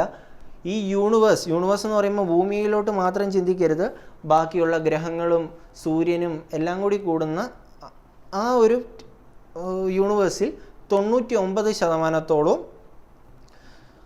പ്ലാസ്മയാണ്. അടുത്തൊരു സ്റ്റേറ്റാണ്, 5ാമത്തെ സ്റ്റേറ്റാണ്, 5th സ്റ്റേറ്റാണ് ബോസ്-ഐൻസ്റ്റീൻ കണ്ടൻസ് സ്റ്റേറ്റ് എന്ന് പറയുന്നത്. ഇത് super fluid phase of bosonic particle എന്നാണ് അറിയപ്പെടുന്നത്. അതായത് ബോസോൺ പാർട്ടിക്കിൾ വളരെ ഡീറ്റെയിൽ ആയിട്ടൊന്നും നമുക്കറിയണം, നമുക്കൊരു എക്സാം പോയിന്റ് ഓഫ് വ്യൂവിൽ അറിഞ്ഞാൽ മതി. ഒരു MSc ഫിസിക്സ് ലെവലിലേക്കൊന്നും നമ്മൾ ഫിസിക്സിൻ്റെ ക്ലാസ്സുകളെ കൊണ്ട് എത്തിക്കേണ്ട. ജസ്റ്റ് എക്സാമുകൾക്ക് ഒരു ഓറിയൻറ്റഡ് ആയിട്ടുള്ള ഡീറ്റെയിൽസിൽ നമ്മൾ അറിഞ്ഞാൽ മതി. അതായത് ബോസോൺ പാർട്ടിക്കിൾ എന്ന് പറഞ്ഞൊരു പാർട്ടിക്കിൾ ഉണ്ട്. ഈ പാർട്ടിക്കിളുകളുടെ സൂപ്പർ ഫ്ലൂയിഡ് ഫേസിനെയാണ് ഐൻസ്റ്റീൻ കണ്ടൻസ് സ്റ്റേറ്റ് എന്ന് പറയുന്നത്. ബോസ്-ഐൻസ്റ്റീൻ കണ്ടൻസ് സ്റ്റേറ്റ് എന്ന് പറയുന്നത്. ഇത് എന്തുകൊണ്ട് ഈ പേര് വന്നു എന്ന് ചോദിച്ചു കഴിഞ്ഞാൽ, ബോസ് എന്ന് പറയുന്ന സയൻറ്റിസ്റ്റും ബോസ് എന്ന് പറയുന്ന ഒരു ഇന്ത്യൻ സയൻറ്റിസ്റ്റാണ്. ബോസ് എന്ന് പറയുന്ന സയൻറ്റിസ്റ്റും ഐൻസ്റ്റീൻ എന്ന് പറയുന്ന സയൻറ്റിസ്റ്റും കൂടിയാണ് ഇതിന് കോൺട്രിബ്യൂഷൻസ് നൽകിയിരിക്കുന്നത്. അതുകൊണ്ടാണ് ഇതിനെ ബോസ്-ഐൻസ്റ്റീൻ കണ്ടൻസ് സ്റ്റേറ്റ് എന്ന് പറയുന്നത്. ഇങ്ങനെ ഒരു സ്റ്റേറ്റും അല്ലെ ഒരു മാറ്റർ ഉണ്ട് എന്ന് മുൻകൂട്ടി പറഞ്ഞത് ഐൻസ്റ്റീനും ബോസും കൂടിയാണ്. ഓക്കെ, അതുകൊണ്ടാണ് ഇതിനെ ബോസ്-ഐൻസ്റ്റീൻ കണ്ടൻസ് സ്റ്റേറ്റ് എന്ന് പറയുന്നത്. ഇത് 5ാമത്തെ സ്റ്റേജാണ്, സൂപ്പർ ഫ്ലൂയിഡ് ഫേസ് ആണ്. ഓക്കെ, സ്റ്റേറ്റ് ഓഫ് മാറ്ററുകളെ കുറിച്ച് പഠിക്കുമ്പം മറ്റൊരു ഇമ്പോർട്ടൻ്റ് ആയിട്ടുള്ളൊരു കാര്യമാണ് സ്വിറ്റ്സർലാൻഡിലെ ലാർജ് ഹാഡ്രോൺ കൊളൈഡർ എന്ന് പറഞ്ഞൊരു എക്സ്പെരിമെൻറ്റ്. നമ്മൾ പത്രത്തിലൊക്കെ വായിച്ചിട്ടുണ്ട്, ലാർജ് ഹാഡ്രോൺ കൊളൈഡർ സ്വിറ്റ്സർലാൻഡിൽ ഒരു എക്സ്പെരിമെൻറ്റ് കണ്ടക്ട് ചെയ്യുന്നതിനെ കുറിച്ചൊക്കെ. 2015-16 സമയങ്ങളിൽ കണ്ടക്ട് ചെയ്തുകൊണ്ടിരിക്കുന്ന ഒരു എക്സ്പെരിമെൻ്റാണ്. ആ എക്സ്പെരിമെൻറ്റിനെ കുറിച്ച് ഒന്ന് പഠിക്കേണ്ടത്. അതായത് ഈ ഭൂമി എങ്ങനെ ഉണ്ടായി, അല്ലെ ഈ പ്രപഞ്ചം എങ്ങനെ ഉണ്ടായി എന്നറിയാനായിട്ട് 2 ഹിഗ്സ് ബോസോണുകൾ, 2 പാർട്ടിക്കിളുകൾ തമ്മിൽ കൂട്ടിയിടിപ്പിച്ച്, ഹൈലി ആക്സിലറേറ്റ് ചെയ്ത് ആ പാർട്ടിക്കിളുകൾ തമ്മിൽ കൂട്ടിയിടിപ്പിച്ച് നടത്തുന്നൊരു എക്സ്പെരിമെൻ്റാണ്. ഓക്കെ, ലാർജ് ഹാഡ്രോൺ കൊളൈഡർ എന്ന് പറഞ്ഞൊരു എക്സ്പെരിമെൻറ്റ് ലബോറട്ടറിയൊക്കെ സ്വിറ്റ്സർലാൻഡിൽ സെറ്റ് ചെയ്തിട്ടാണ് ഇത് കണ്ടക്ട് ചെയ്യുന്നത്. അതായത് European organisation for nuclear research എന്ന് പറയുന്ന ഏജൻസിയാണ് ഇത് കണ്ടക്ട് ചെയ്യുന്നത്. ഇത് ജനീവയിലാണ് ഈ ലാർജ് ഹാഡ്രോൺ കൊളൈഡർ ഇരിക്കുന്നത്. ഓക്കെ, ഹൈലി എനർജി പാർട്ടിക്കിളിനെ ആക്സലറേറ്റ് ചെയ്ത് കൂട്ടിയിടിപ്പിച്ചുകൊണ്ട് ദൈവത്തിൻ്റെ കണിക എന്നറിയപ്പെടുന്ന ഹിഗ്സ് ബോസോണെ, ദൈവത്തിൻ്റെ കണിക എന്നറിയപ്പെടുന്ന പാർട്ടിക്കിളാണ് ഹിഗ്സ് ബോസോൺ. ഈ ഗോഡ്സ് പാർട്ടിക്കിളിനെ ജനറേറ്റ് ചെയ്യുക എന്നതാണ് ഈ എക്സ്പെരിമെൻറ്റിൻ്റെ ഉദ്ദേശം. ഈ ഗോഡ്സ് പാർട്ടിക്കിൾ എന്ന് പറയുന്ന ഈ വേർഡ് തന്നെ ആദ്യമായിട്ട് കോയിൻ ചെയ്തത് ലിയോ ലെഡർമാനാണ്. ലിയോ ലെഡർമാൻ എന്ന് പറഞ്ഞ വ്യക്തിയാണ് ഈ ഗോഡ്സ് പാർട്ടിക്കിൾ ആദ്യമായിട്ട് കോയിൻ ചെയ്തത്. ഈ ഗോഡ്സ് പാർട്ടിക്കിളിൻ്റെ യഥാർത്ഥ പേര് ഹിഗ്സ് ബോസോൺ. ഈ ഹിഗ്സ് ബോസോണെ കണ്ടെത്തുക എന്ന് പറഞ്ഞ എക്സ്പെരിമെൻ്റാണ് ലാർജ് ഹാഡ്രോൺ കൊളൈഡർ എന്ന് പറഞ്ഞ് നടത്തുന്നത്. സ്വിറ്റ്സർലാൻഡിലെ ജനീവയിലാണ് ഈ എക്സ്പെരിമെൻ്റ് നടത്തുന്നത്. ഇത് കണ്ടക്ട് ചെയ്യുന്നത് European organisation for nuclear research എന്ന് പറഞ്ഞ ഓർഗനൈസേഷനും ആണ്. അതായത് ഇതിൻ്റെ ഉദ്ദേശം എന്താണെന്ന് വെച്ച് കഴിഞ്ഞാൽ ഈ യൂണിവേഴ്സിലെ എങ്ങനെ ഉണ്ടായി, അല്ലെ ഇതിൻ്റെ ഡൈവേഴ്സിറ്റി, അല്ലെ ഇതിൻ്റെ നിലനിൽപ്പ് എന്നുള്ള കാര്യങ്ങളെക്കുറിച്ച് പഠിക്കാനായിട്ടാണ് ഈ ലാർജ് ഹാഡ്രോൺ കൊളൈഡർ ഉപയോഗിച്ച് ചെയ്യുന്നത്, എക്സ്പെരിമെൻ്റ് കണ്ടക്ട് ചെയ്യുന്നത്. അതായത് രണ്ട് മാറ്ററുകൾ തമ്മിൽ, അതായത് ഒരു മാറ്ററായ ഹിഗ്സ് ബോസോണുകൾ തമ്മിൽ കൂട്ടിയിടിപ്പിച്ചുകൊണ്ട് ചെയ്യുന്നതാണ്. ഇതും ഒരു പലപ്പോഴും എക്സാമിന് ചോദിച്ചിട്ടുള്ളൊരു സെക്ഷനാണ്. LHC എന്താണ്? ലാർജ് ഹാഡ്രോൺ കൊളൈഡറാണ്. ഇത് കണ്ടക്ട് ചെയ്യുന്ന organisation European organisation for nuclear research ആണ്. ഇത് എന്തിനു വേണ്ടിയിട്ടാണ്? ഗോഡ്സ് പാർട്ടിക്കിളായ ഹിഗ്സ് ബോസോൺ കണ്ടെത്താൻ വേണ്ടിയിട്ടാണ്, അല്ലെ ജനറേറ്റ് ചെയ്യാനായിട്ടാണ്. അതായത് ഈ സയൻറ്റിസ്റ്റുകൾ വിശ്വസിക്കുന്നത് രണ്ട് മാറ്ററുകൾ തമ്മിൽ കൂട്ടിയിടിച്ചാണ് പ്രപഞ്ചം ഉണ്ടായതെന്നൊക്കെയാണ്. അതിനെ ഒന്ന് റീജനറേറ്റ് ചെയ്യാനായിട്ടാണ് അവർ ഈ എക്സ്പെരിമെൻ്റ് കൊണ്ട് ഉദ്ദേശിക്കുന്നത്. ഓക്കെ, ഇത്രയും കാര്യങ്ങളാണ് ഇമ്പോർട്ടൻ്റ് ആയിട്ട് LHCയെക്കുറിച്ചും മാറ്ററുകളെക്കുറിച്ചും ഒക്കെ പറയാനുള്ളത്. അടുത്ത ഒരു സെക്ഷനാണ് വർക്ക് എനർജി പവർ എന്ന് പറയുന്നത്. സ്റ്റേറ്റ് ഓഫ് മാറ്റർ പോലെ തന്നെ ഒരു സെക്ഷനാണ് വർക്ക് എനർജി പവർ എന്ന് പറയുന്നത്. ഫിസിക്സിനകത്ത് ഒരു സെക്ഷനാണ്. ഈ ഒരു സെക്ഷനും എക്സാമുകൾക്ക് വളരെയധികം ചോദ്യങ്ങൾ ചോദിക്കാറുള്ളൊരു സെക്ഷനാണ് work energy power. Unit and measurement പോലൊക്കെ തന്നെ ഒരു സെക്ഷനാണ്. ഓക്കെ, ഇതിനകത്തെ വർക്ക് എന്ന് പറയുന്നത്, വർക്ക് എന്താണെന്ന് നമുക്ക് അറിയാം, നമ്മൾ ജോലി വർക്ക് എന്ന് പറയും. പക്ഷേ അതിൻ്റെ യഥാർത്ഥ ഫിസിക്സിൽ ഇതിൻ്റെ ഡയമെൻഷൻ എന്ന് പറയുന്നത് if there is A displacement in the body on which the force is acted. ഒരു വ്യക്തിയെ നമ്മൾ തള്ളുകയാണ്. ആ തള്ളു കൊള്ളുന്ന വ്യക്തി അവിടുന്ന് ചലിച്ച് അനങ്ങിയാൽ മാത്രമേ അവിടെ ഒരു വർക്ക് സംഭവിച്ചിട്ടുള്ളൂ.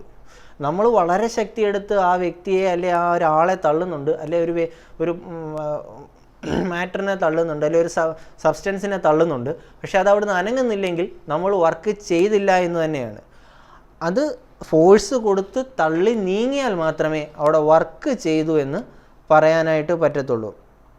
ഓക്കെ, അതായത് കൊടുക്കുന്ന ഫോഴ്സിനനുസരിച്ച് മോഷൻ സംഭവിച്ചാൽ അല്ലെ അനക്കം സംഭവിച്ചാൽ മാത്രമേ വർക്ക് ചെയ്തു എന്ന് പറയാൻ സാധിക്കത്തുള്ളൂ. Okay, simply words, when A work ചെയ്തു എന്ന് പറയാൻ സാധിക്കത്തുള്ളൂ. ഓക്കെ,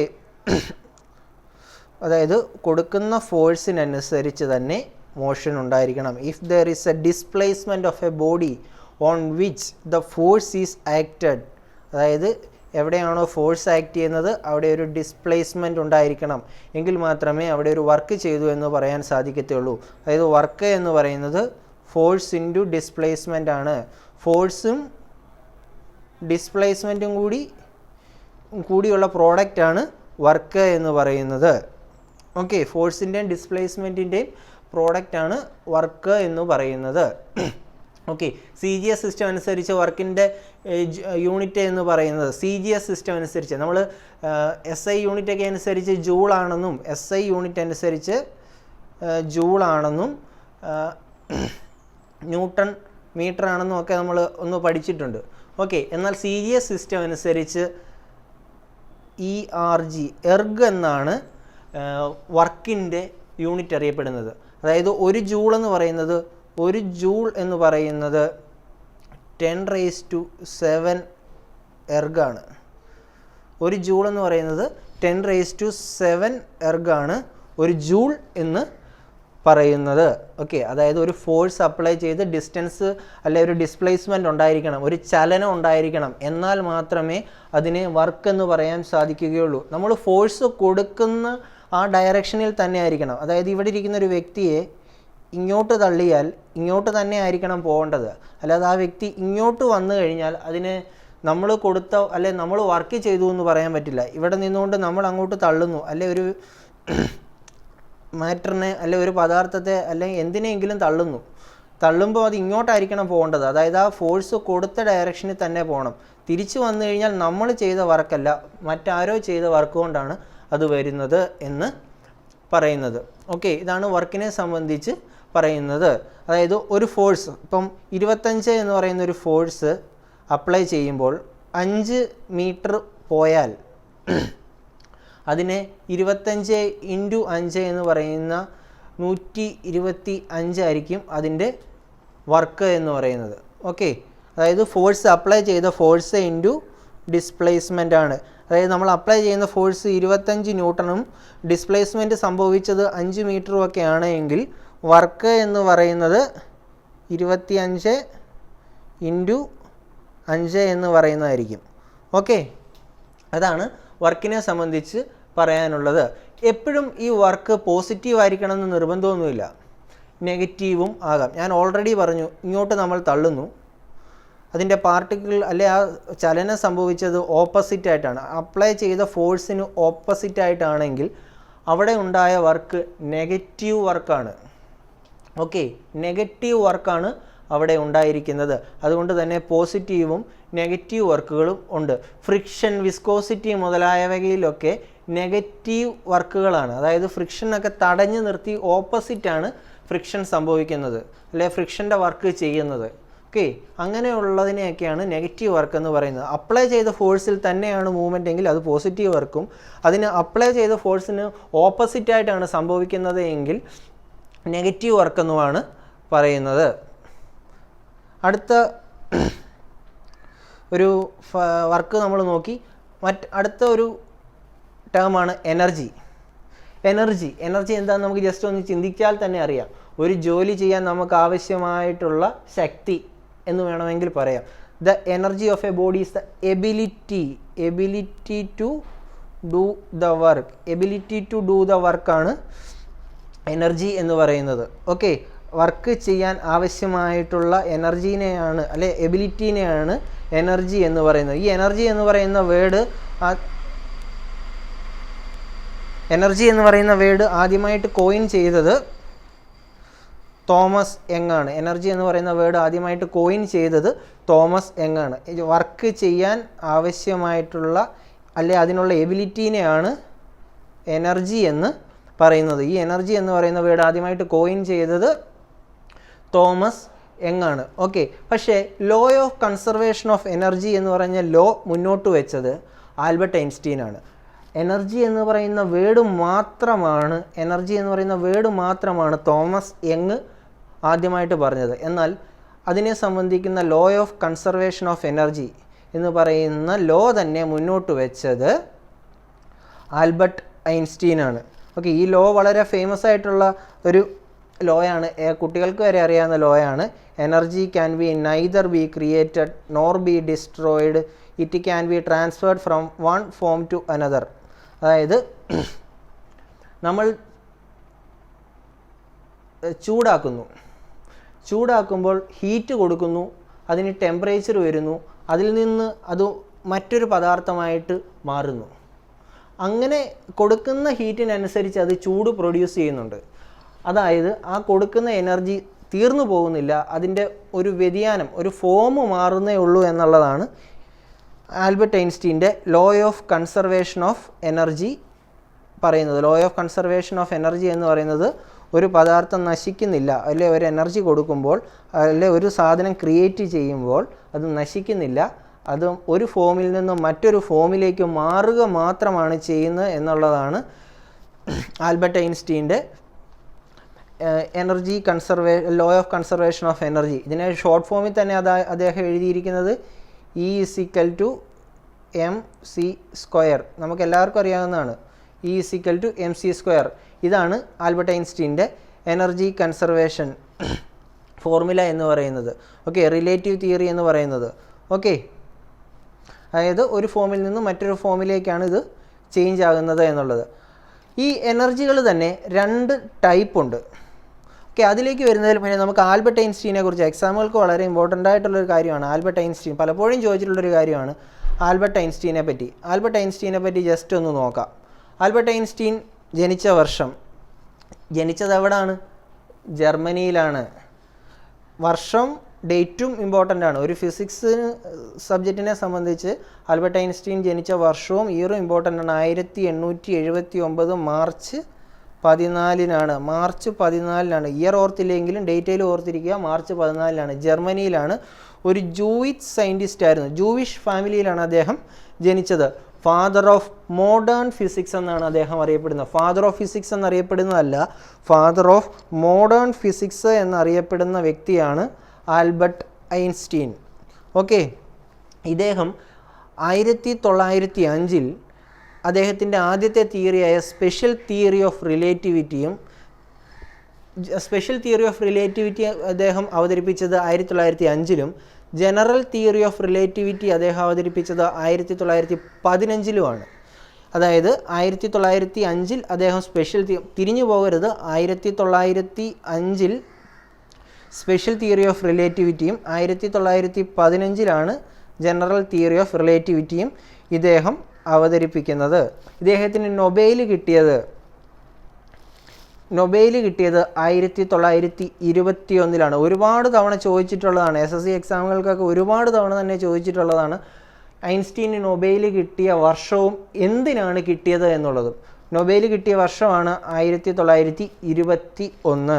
ഇദ്ദേഹത്തിന് എന്തിന് കിട്ടി? ഇദ്ദേഹത്തിൻ്റെ ഏറ്റവും വലിയ കോൺട്രിബ്യൂഷൻസ് ആയിരുന്നു special theory of relativity, general theory of relativity.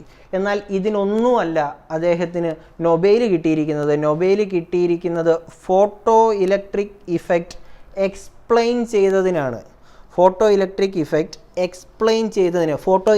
Effect കണ്ടുപിടിച്ചതിനല്ല ഐൻസ്റ്റീന് നൊബേൽ കിട്ടിയിരിക്കുന്നത്.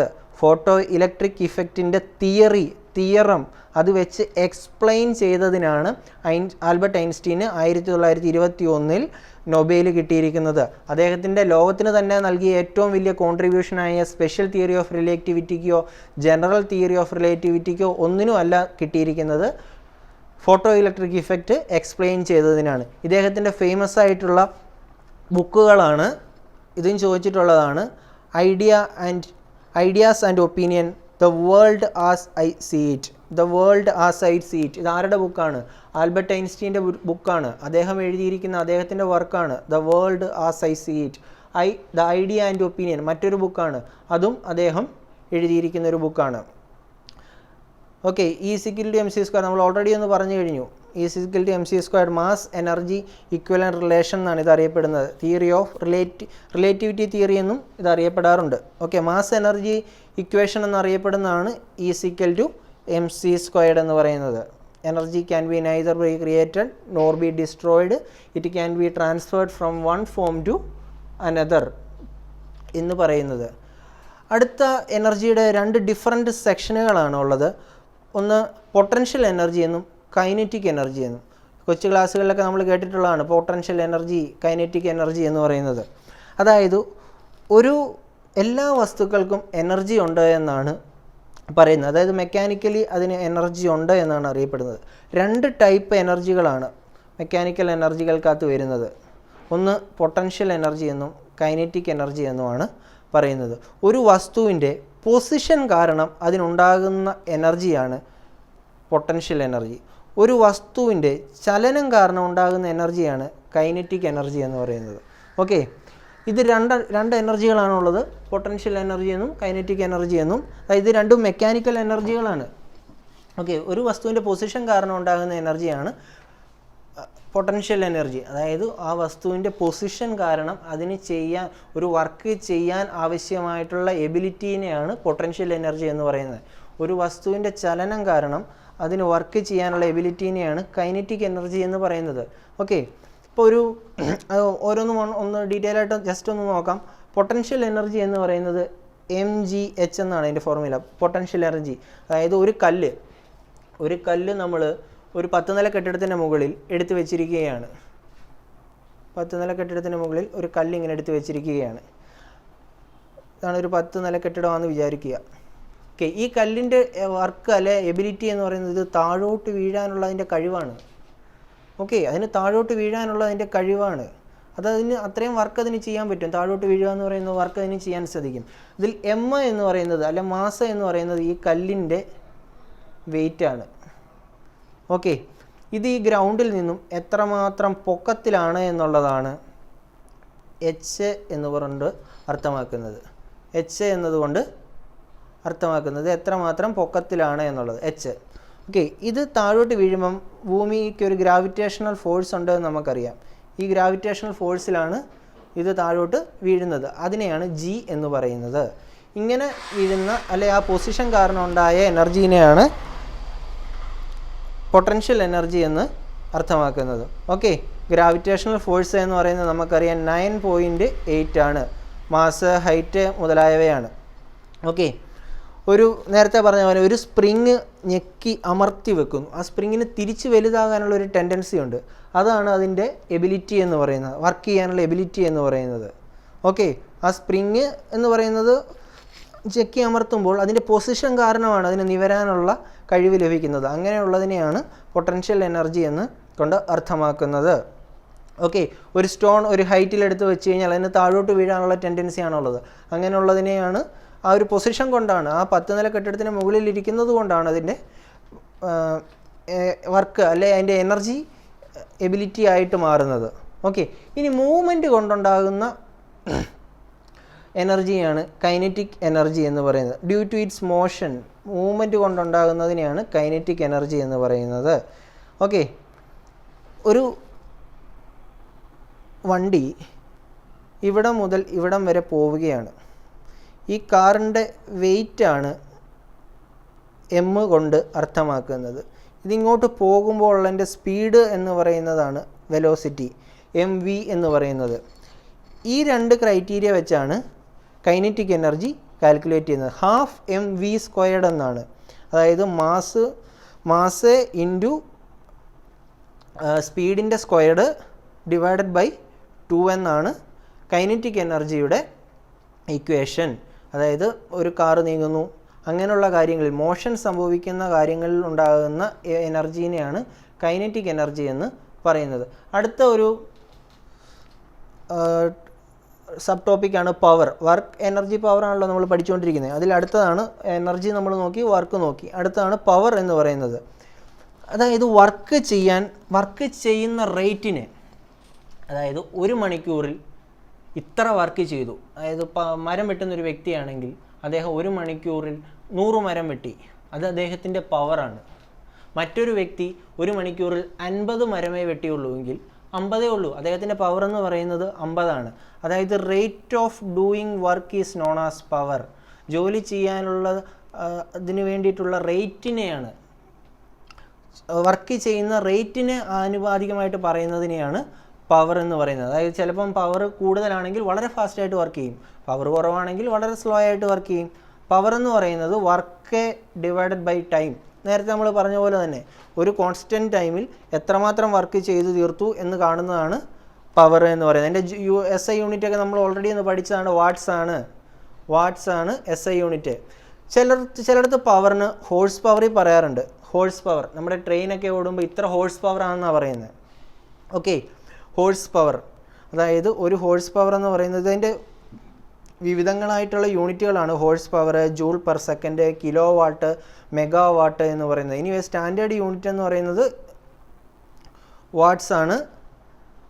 SI യൂണിറ്റ് ഓഫ് പവർ എന്ന് പറയുന്നത് വാട്ട്സ് ആണ്, അല്ലെ ജൂൾ പെർ സെക്കൻഡ് എന്നൊക്കെ പറയാറുണ്ട്. Okay, anyway kilo horse per അവറിലും പറയാറുണ്ട്. ഒരു ഹോഴ്സ് പെർ അവർ എന്ന് പറയുന്നത് 746 വാട്ട്സ് ആണ്. 746 വാട്ട്സ് ആണ് ഒരു ഹോഴ്സ് പവർ എന്ന് പറയുന്നത്. ഒരു ജൂൾ പെർ സെക്കൻഡ് എന്ന് പറഞ്ഞു കഴിഞ്ഞാൽ 1 വാട്ടാണ്. ഒരു കിലോ വാട്ട് എന്ന് പറഞ്ഞു കഴിഞ്ഞാൽ 1000 വാട്ട്സ് ആണ്. ഒരു മെഗാ വാട്ട് എന്ന് പറഞ്ഞു കഴിഞ്ഞാൽ 10 lakh വാട്ട്സ് ആണ്. 10 lakh വാട്ട്സ്. ഒരു മെഗാ വാട്ട് എന്ന് പറഞ്ഞു കഴിഞ്ഞാൽ 10 lakh. ഈ കൺവേർഷൻ ഇമ്പോർട്ടൻ്റ് ആണ്, പലപ്പോഴും ചോദിച്ചിട്ടുള്ളതാണ്. ഒരു ഹോഴ്സ് പവർ എന്ന് പറഞ്ഞു കഴിഞ്ഞാൽ എത്ര വാട്ട്സ് ആണ്? 746. ഈ ഫിഗർ മറന്നു പോരുത്. 746 വാട്ട്സ് ആണ് ഒരു ഹോഴ്സ് പവർ എന്നതുകൊണ്ട് അർത്ഥമാക്കുന്നത്. ഒരു ജൂൾസ് പെർ സെക്കൻഡ് എന്ന് പറയുന്നത് 1 വാട്ടാണ്. ഒരു കിലോ വാട്ട് എന്ന് പറയുന്നത് 1000 വാട്ടാണ്. ഒരു കിലോ എന്ന് പറയുമ്പോൾ തന്നെ ഓർത്തോണം 1000 എന്ന്. ഒരു കിലോ എന്ന് പറയുന്നത് 1000 വാട്ടാണ്. ഒരു മെഗാ വാട്ട് എന്ന് പറയുന്നത് 10 lakh വാട്ട്സ് ആണ്. ഓക്കെ, അടുത്ത ഒരു സെക്ഷൻ തന്നെയാണ് ലൈറ്റ്. നമ്മളിപ്പം യൂണിറ്റുകളെ കുറിച്ചൊക്കെ ഒന്ന് പഠിച്ചു, ഡിഫറെൻറ്റ് മാറ്ററുകളെ കുറിച്ചൊന്ന് പഠിച്ചു, വർക്ക്, എനർജി, പവർ മുതലായവയെക്കുറിച്ചൊന്ന് പഠിച്ചു. ഒരു സെക്ഷനാണ് ലൈറ്റ് എന്ന് പറയുന്നത്. ഓക്കെ, ലൈറ്റ് എന്ന് പറയുന്നത്, ഈ ലൈറ്റും ഫിസിക്സിൽ തന്നെ ഇമ്പോർട്ടൻ്റ് ആയിട്ടല്ലേ, SSC എക്സാമുകൾക്കൊക്കെ വളരെ ഇമ്പോർട്ടൻ്റ് ആയിട്ടുള്ള ഒരു സെക്ഷനാണ് ലൈറ്റ് എന്ന് പറയുന്നത്. ഡിഗ്രി ലെവലിൽ ഏത് എക്സാമുകൾക്കാണെങ്കിലും വളരെ ഇമ്പോർട്ടൻ്റ് ആയിട്ടുള്ളൊരു ടോപ്പിക്കാണ് ലൈറ്റ് എന്ന് പറയുന്നത്, ഫിസിക്സിൽ വരുന്നത്. ഈ ലൈറ്റിനെ കുറിച്ചുള്ള പഠനത്തിനൊരു സയൻറ്റിഫിക് നെയിം തന്നെയുണ്ട്. ഒപ്റ്റിക്സ് എന്നാണ് ലൈറ്റിനെ കുറിച്ചുള്ള പഠനത്തിന് പറയുന്നത്. ഒപ്റ്റിക്സ് എന്ന് ലൈറ്റിനെ കുറിച്ചുള്ള പഠനത്തിന് പറയുന്ന പേരാണ് ഒപ്റ്റിക്സ്. ഓക്കെ, ഒപ്റ്റിക്സ് ലൈറ്റിനെ കുറിച്ചുള്ള പഠനത്തിന് പറയുന്ന പേരാണ് ഒപ്റ്റിക്സ് എന്ന്. ലൈറ്റ് ഒരു സ്ട്രെയിറ്റ് ലൈനിലാണ് ട്രാവൽ ചെയ്യുന്നത്. ഒരു അസംഷനിലാണ് പറയുന്നത്, ലൈറ്റ് ഒരു സ്ട്രെയിറ്റ് ലൈനിലാണ് ട്രാവൽ ചെയ്യുന്നത്. ഓക്കെ, ആ ഒരു സ്ട്രെയിറ്റ് ലൈനിൽ ട്രാവൽ ചെയ്യുന്നു എന്ന് പറയുന്ന കൺസെപ്റ്റാണ് rectilinear propagation of light. Light ഒരു സ്ട്രെയിറ്റ് ലൈനിലാണ് ട്രാവൽ ചെയ്യുന്നത് എന്ന് പറയുന്ന ആ ഒരു കൺസെപ്റ്റാണ് റെക്റ്റിലീനിയർ പ്രൊപ്പഗേഷൻ ഓഫ് ലൈറ്റ്. നമ്മുടെ പിൻ ഹോൾ ക്യാമറയൊക്കെ ഇല്ലേ, പിൻ ഹോൾ ക്യാമറ, അതൊക്കെ വർക്ക് ചെയ്യുന്നത് ഈ ലൈറ്റ് സ്ട്രെയിറ്റ് ലൈനിൽ, നമ്മുടെ തിയേറ്ററുകളിലൊക്കെ കാണുന്ന പിൻ ഹോൾ ക്യാമറ മുതലായവയൊക്കെ വർക്ക് ചെയ്യുന്നത് ലൈറ്റ് ഒരു റെക്റ്റിലീനിയർ സ്ട്രെയിറ്റ് ആയിട്ട് ട്രാവൽ ചെയ്യുന്നത് കൊണ്ടാണ് വർക്ക് ചെയ്യുന്നത്. ലൈറ്റ് സ്ട്രെയിറ്റ് ലൈനിലാണ് ട്രാവൽ ചെയ്യുന്നത്. ആ ഒരു പ്രോപ്പർട്ടിയുടെ സയൻറ്റിഫിക് നെയിമാണ് റെക്റ്റിലീനിയർ പ്രൊപ്പഗേഷൻ എന്ന് പറയുന്നത്. ഓക്കെ എന്ന് പറയുന്നത്. എന്നാൽ വേറൊരു ലൈറ്റിനെ സംബന്ധിക്കുന്ന തിയറമാണ് കോർപ്പസ്കുലാർ തിയറം എന്ന് പറയുന്നത്. ഈ തിയറങ്ങളൊക്കെ ജസ്റ്റ് ഒന്ന് ബൈഹാർട്ട് ചെയ്താൽ മതി. കോർപ്പസ്കുലാർ തിയറം എന്ന് പറയുന്നത്. ഓക്കെ, ഈ കോർപ്പസ്കുലാർ തിയറം ഇൻട്രൊഡ്യൂസ് ചെയ്തത്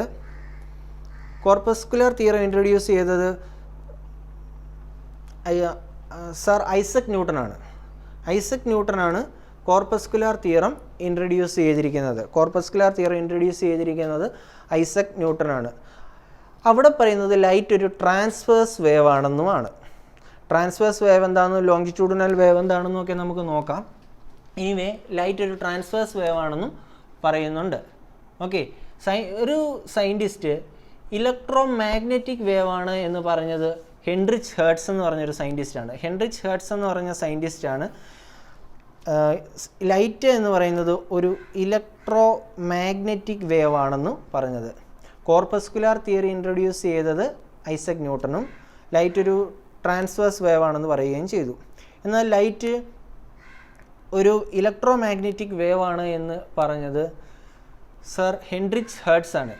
ഓക്കെ, ഹെർട്സ് ആണ്, ഫ്രീക്വൻസിയുടെ യൂണിറ്റായ ഹെർട്സ് ഇദ്ദേഹത്തിനെ അനുസ്മരിച്ചാണ് ഇട്ടിരിക്കുന്നത്. ഈ ഹെൻറിച്ച് ഹെർട്സിലെ ഹെർട്സ് എടുത്തിട്ടാണ് നമ്മൾ ഫ്രീക്വൻസിയുടെ യൂണിറ്റ് നമ്മൾ നേരത്തെ നോക്കിയിരുന്നില്ലേ, അതിൽ ഹെർട്സിനെ ചെയ്താണ് ആ ഫ്രീക്വൻസിയുടെ യൂണിറ്റ് പോലും നൽകിയിരിക്കുന്നത്. ഓക്കെ, എന്നാൽ വേവ് തിയറി എന്ന് പറയുന്ന ഒരു തിയറി മുന്നോട്ട് വെച്ചത് ക്രിസ്റ്റ്യൻ ഹൈജീനാണ്. വേവ് തിയറി മുന്നോട്ട് വെച്ചത് ക്രിസ്റ്റ്യൻ ഹൈജീനും ആണ്. ഈ ഇൻ്റർഫറൻസ്, ഡിഫ്രാക്ഷൻ മുതലായ ഒരു ലൈറ്റിൻ്റെ പ്രോപ്പർട്ടീസാണ് ഈ ഇൻ്റർഫറൻസ്, ഡിഫ്രാക്ഷൻ, പോളറൈസേഷൻ മുതലായ ഫിനോമിനകളൊക്കെ എക്സ്പ്ലെയിൻ ചെയ്യുന്നത് ഈ വേവ് നേച്ചറിൻ്റെ ബേസിക്സിലാണ്. ഈ വേവ് നേച്ചർ ഇൻട്രൊഡ്യൂസ് ചെയ്തതാണ് ക്രിസ്റ്റ്യൻ ഹൈജീൻ എന്ന് പറയുന്ന വ്യക്തി, അല്ലെങ്കിൽ സയൻറ്റിസ്റ്റ്. ഇദ്ദേഹത്തിൻ്റെ ആ തിയറത്തിൻ്റെ ബേസിലാണ് ഇൻ്റർഫറൻസ്, ഡിഫ്രാക്ഷൻ, പോളറൈസേഷൻ മുതലായ ഫിനോമിനകൾ, അതായത് ലൈറ്റിൻ്റെ പ്രോപ്പർട്ടീസ് എക്സ്പ്ലെയിൻ ചെയ്യുന്നത്. നമ്മൾ 1 by 1 ആയിട്ട് ഇൻ്റർഫറൻസ് എന്താണെന്നും ഡിഫ്രാക്ഷൻ എന്താണെന്നും പോളറൈസേഷൻ എന്താണെന്നും ഒക്കെ നോക്കുന്നുണ്ട്. എനിവേ ഈ ഒരു കാര്യങ്ങളെല്ലാം എക്സ്പ്ലെയിൻ ചെയ്തത് ഈ വേവ് തിയറി വെച്ചുകൊണ്ടാണ്. ജസ്റ്റ് ഇത്രയും കാര്യങ്ങൾ ലൈറ്റിനെ കുറിച്ച് ബേസിക്കായിട്ട് അറിഞ്ഞാൽ മതി. ലൈറ്റിനെ കുറിച്ചുള്ള പഠനത്തിൻ്റെ പേരാണ് ഒപ്റ്റിക്സ് എന്നും ലൈറ്റിനെ ഒരു സ്ട്രെയിറ്റ് ലൈനായിട്ടാണ് ട്രാവൽ ചെയ്യുന്നത് എന്നും ആ സ്ട്രെയിറ്റ് ലൈനായിട്ട് ട്രാവൽ ചെയ്യുന്ന ആ രീതിക്ക് പറയുന്ന പേരാണ് റെക്റ്റിലീനിയർ പ്രൊപ്പഗേഷൻ എന്നും. ഓക്കെ, കോർപ്പസ്കുലാർ തിയറി എന്ന് പറയുന്നത് ലൈറ്റിനെ സംബന്ധിക്കുന്ന ഒരു തിയറിയാണ്. അത് ഇൻട്രൊഡ്യൂസ് ചെയ്തത് ഐസക് ന്യൂട്ടൺ ആണ് എന്നും ലൈറ്റ് ഒരു ട്രാൻസ്വേഴ്സ് വേവ് ആണ് എന്നും ലൈറ്റ് ഒരു ഇലക്ട്രോ മാഗ്നറ്റിക് വേവ് ആണ് എന്ന് ഇൻട്രൊഡ്യൂസ് ചെയ്തത് ഹെൻറിച്ച് ഹെർട്സ് ആണ് എന്നും ഇൻ്റർഫറൻസ്, ഡിഫ്രാക്ഷൻ, പോളറൈസേഷൻ മുതലായ ഫിനോമിനകൾ എക്സ്പ്ലെയിൻ ചെയ്തത് വേവ് തിയറി ഉപയോഗിച്ചാണ്. ഈ വേവ് തിയറി ഉപയോഗിച്ചാണ് ഇത് എക്സ്പ്ലെയിൻ ചെയ്തിരിക്കുന്നത്. ഓക്കെ, ഈ വേവ് തിയറി ഇൻട്രൊഡ്യൂസ് ചെയ്തത് ക്രിസ്റ്റ്യൻ ഹൈജീൻ ആണ് എന്നും ഓർത്തിരുന്നാൽ മതി.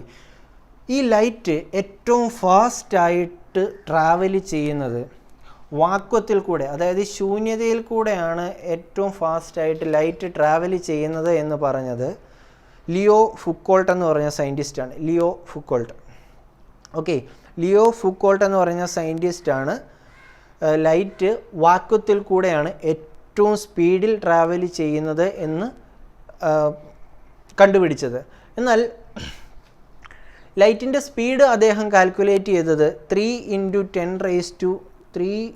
10⁸ മീറ്റർ പെർ സെക്കൻഡ് എന്നായിരുന്നു.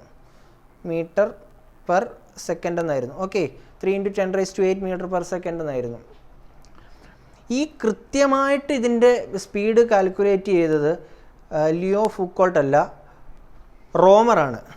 റോമറാണ് യഥാർത്ഥത്തിൽ കൃത്യമായിട്ട് ഇതിൻ്റെ സ്പീഡ് കാൽക്കുലേറ്റ് ചെയ്തത്. ഓക്കെ, 3 × 10⁸ മീറ്റർ പെർ സെക്കൻഡ് ആണ് ലൈറ്റ് ട്രാവൽ ചെയ്യുന്ന സ്പീഡ്. അത് കൃത്യമായിട്ട് കാൽക്കുലേറ്റ് ചെയ്തത് റോമർ എന്ന് പറഞ്ഞ സയൻറ്റിസ്റ്റാണ്. എന്നാൽ ലൈറ്റ് ഏറ്റവും സ്പീഡിൽ ട്രാവൽ ചെയ്യുന്നത് വാക്യത്തിലൂടെയാണ് എന്ന് കണ്ടുപിടിച്ചത് ലിയോ ഫുക്കോൾട്ടും ആണ്. ഓക്കെ, ഓരോ പദാർത്ഥത്തിൽ ഓരോ സ്പീഡിലാണ് ലൈറ്റ് ട്രാവൽ ചെയ്യുന്നത്. ഇപ്പം ഗ്ലാസ്സിനകത്തോടെ ലൈറ്റ് ട്രാവൽ ചെയ്യുന്നത് വേറൊരു സ്പീഡിലാണ്, വെള്ളത്തിനകത്തോടെ ലൈറ്റ് ട്രാവൽ ചെയ്യുന്നത് മറ്റൊരു സ്പീഡിലാണ്, ഡയമണ്ടിനകത്തോടെ ലൈറ്റ് ട്രാവൽ ചെയ്യുന്നത് മറ്റൊരു സ്പീഡിലാണ്. അതുപോലെ ശൂന്യത, അതായത് അറ്റ്മോസ്ഫിയറിന് പുറത്തുള്ള വാക്വം, അതായത് സൂര്യനിൽ നിന്ന് ലൈറ്റ് ട്രാവൽ ചെയ്ത് വേണ്ടേ ഭൂമിയിലെത്താൻ, ആ ഒരു വാക്വത്തിനകത്തോടെയാണ് ഏറ്റവും ഫാസ്റ്റായിട്ട് ലൈറ്റ് ട്രാവൽ ചെയ്യുന്നത്. ചന്ദ്രനിൽ നിന്നും ലൈറ്റിന് ഭൂമിയിലെത്താൻ എടുക്കുന്ന സമയമാണ് 1.3 സെക്കൻഡ്. 1.3 സെക്കൻഡ്സ് എന്ന് പറയുന്നത് ചന്ദ്രനിൽ നിന്നും ഭൂമിയിൽ ലൈറ്റ് എത്താൻ എടുക്കുന്ന സമയമാണ്. 1.3 സെക്കൻഡ്സ് എന്നുകൊണ്ട് പറയുന്നത്. അതായത് ഒരു ലൈറ്റ് ചന്ദ്രനിൽ നിന്ന് തുടങ്ങിയാൽ അത് ഭൂമിയിലെത്താൻ എടുക്കുന്ന സമയം വെറും 1.3 സെക്കൻഡ്സ് ആണ്. അത്രമാത്രം ഫാസ്റ്റായിട്ടാണ് ലൈറ്റ് ട്രാവൽ ചെയ്യുന്നത്. എന്നാൽ സൂര്യനിൽ നിന്ന് ഒരു ലൈറ്റ് പ്രൊഡ്യൂസ് ചെയ്ത് കഴിഞ്ഞാൽ അത് ഭൂമിയിലെത്താൻ 8 മിനിറ്റും 20 സെക്കൻഡും എടുക്കും. ഒരുപാട് തവണ ചോദിച്ചിട്ടുള്ള ചോദ്യമാണ്. സൂര്യനിൽ നിന്നും ഒരു ലൈറ്റ് സ്റ്റാർട്ട് ചെയ്ത് കഴിഞ്ഞാൽ അത് ഭൂമിയിലെത്താൻ 8 മിനിറ്റും 20 സെക്കൻഡും എടുക്കും, അല്ലെങ്കിൽ 500 സെക്കൻഡ് എടുക്കും. എന്നാൽ ചന്ദ്രനിൽ നിന്നും വരുന്ന ഒരു ലൈറ്റ് ആണെങ്കിൽ, ചന്ദ്രനിൽ നിന്ന് തുടങ്ങുന്ന ലൈറ്റ് ആണെങ്കിൽ 1.5 സെക്കൻഡ്സും മതി. കാരണം ലൈറ്റിൻ്റെ സ്പീഡ് 3 × 10⁸ മീറ്റർ പെർ സെക്കൻഡ് ആണ്. അതായത് ഒരു സെക്കൻഡിൽ 3 കഴിഞ്ഞിട്ട് 8 അതായത് കോടിക്കണക്കിന്, ഒരു സെക്കൻഡിൽ കോടിക്കണക്കിന് മീറ്റർ അത് ട്രാവൽ ചെയ്യും. അത്ര ഫാസ്റ്റായിട്ടാണ് ഇത് ലൈറ്റ് ട്രാവൽ ചെയ്യുന്നത്. ഏറ്റവും കൂടുതൽ ലൈറ്റ് സ്പീഡിൽ ട്രാവൽ ചെയ്യുന്നത് വാക്വത്തിൽ കൂടെയാണ് എന്ന് നമ്മൾ പറഞ്ഞു. അത് കഴിഞ്ഞാൽ അത് ട്രാവൽ ചെയ്യുന്നത് എയറിൽ കൂടെയാണ്. എയർ എന്ന് പറയുമ്പോൾ അതിനകത്ത് ഗ്യാസിൻ്റെ കണ്ടൻറ്റുകൾ കാണും. ഓക്കെ, ഗ്യാസിൻ്റെ കണ്ടൻറ്റുകൾ ഉണ്ടായി കഴിഞ്ഞ് കഴിഞ്ഞാൽ അത് എയറായിട്ട് മാറും. ഓക്കെ, എയറിൽ കൂടെയാണ്. എയർ കഴിഞ്ഞ് കഴിഞ്ഞാൽ അടുത്ത ഫാസ്റ്റായിട്ട് ട്രാവൽ ചെയ്യുന്നതാണ് വാട്ടർ. ഓക്കെ, അതായത് വാക്വം, എയർ, വാട്ടർ കഴിഞ്ഞ് കഴിഞ്ഞാൽ അടുത്ത ഫാസ്റ്റായിട്ട് ട്രാവൽ ചെയ്യുന്നത് ഗ്ലാസ്സിൽ കൂടെയാണ്. ഗ്ലാസ് കഴിഞ്ഞ് കഴിഞ്ഞാൽ ഡയമണ്ടിൽ കൂടെയാണ്. ഈ ഒരു ഓർഡറിലാണ് അതിൻ്റെ സ്പീഡ് വരുന്നത്. ഓക്കെ, ഇതിൻ്റെ ഒരു സ്പീഡ് വരുന്നത്. ഓക്കെ, വെലോസിറ്റി, അതായത് സൗണ്ടിനാണോ ലൈറ്റിനാണോ സ്പീഡ് കൂടുതൽ? ഉറപ്പായിട്ട് നമ്മൾ പറയും സൗണ്ടിനാണ് എന്ന്. ഓക്കെ, സോറി, ലൈറ്റിനാണ്. Velocity of light is greater than sound എന്നാണ്. അതുകൊണ്ടാണ് ഈ ഇടി വെട്ടുമ്പം അല്ലെ ഇടി കുടുങ്ങുമ്പോഴൊക്കെ ലൈറ്റാണ് ആദ്യം വരുന്നത്, അത് കഴിഞ്ഞിട്ടാണ് സൗണ്ട് വരുന്നത്. അത് സൗണ്ട് കേട്ടിട്ടാണോ നമ്മൾ ലൈറ്റ് കേൾക്കുന്നത്? അല്ല, ആദ്യം കേൾക്കുന്നത് ലൈറ്റാണ്, ആദ്യം കാണുന്നത് ലൈറ്റാണ്, അതിന് ശേഷമാണ് ആ സ്വരം കേൾക്കുന്നത്. കാരണം മറ്റൊന്നുമല്ല, ലൈറ്റാണ് സൗണ്ടിനേക്കാളും ഫാസ്റ്റായിട്ട് ട്രാവൽ ചെയ്യുന്നത്.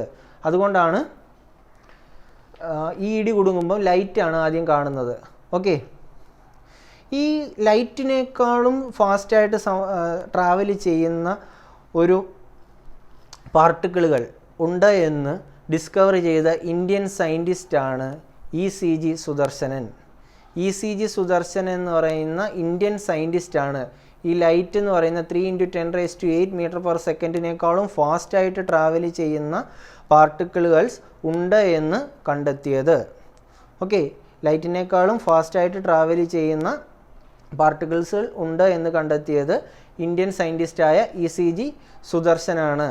ടാക്യോൺസ് എന്നാണ് അതിൻ്റെ പേര്. പക്ഷേ ഈ ടാക്യോൺസ് എന്ന് പറയുന്ന വേർഡ് ആദ്യമായിട്ട് കോയിൻ ചെയ്തത് ജെറാൾഡ് ഫിഞ്ചറാണ്. 1967 ജെറാൾഡ് ഫിഞ്ചർ എന്ന് പറയുന്ന സയൻറ്റിസ്റ്റാണ് ഈ ടാക്യോൺസ് എന്ന് പറയുന്ന വേർഡ് കോയിൻ ചെയ്യുന്നത്. പക്ഷെ അദ്ദേഹം അത് കണ്ടെത്തിയിരുന്നില്ല. കണ്ടെത്തിയത് ഇന്ത്യൻ സയൻറ്റിസ്റ്റ് ആയിട്ടുള്ള ECG സുദർശനാണ്. ECG സുദർശനാണ് ഇന്ത്യൻ സയൻറ്റിസ്റ്റാണ്. അതായത് ലൈറ്റിനേക്കാളും ഫാസ്റ്റായിട്ട് ട്രാവൽ ചെയ്യുന്ന ടാക്യോൺസിനെ കണ്ടെത്തിയത്. അതിനെ ആദ്യമായിട്ട് വേർഡിനെ ആ ഒരു ടാക്യോൺസ് എന്ന് പറയുന്ന വേർഡ് കോയിൻ ചെയ്തത് ജെറാൾഡ് ഫിഞ്ചറും ആണ്. ഓക്കെ.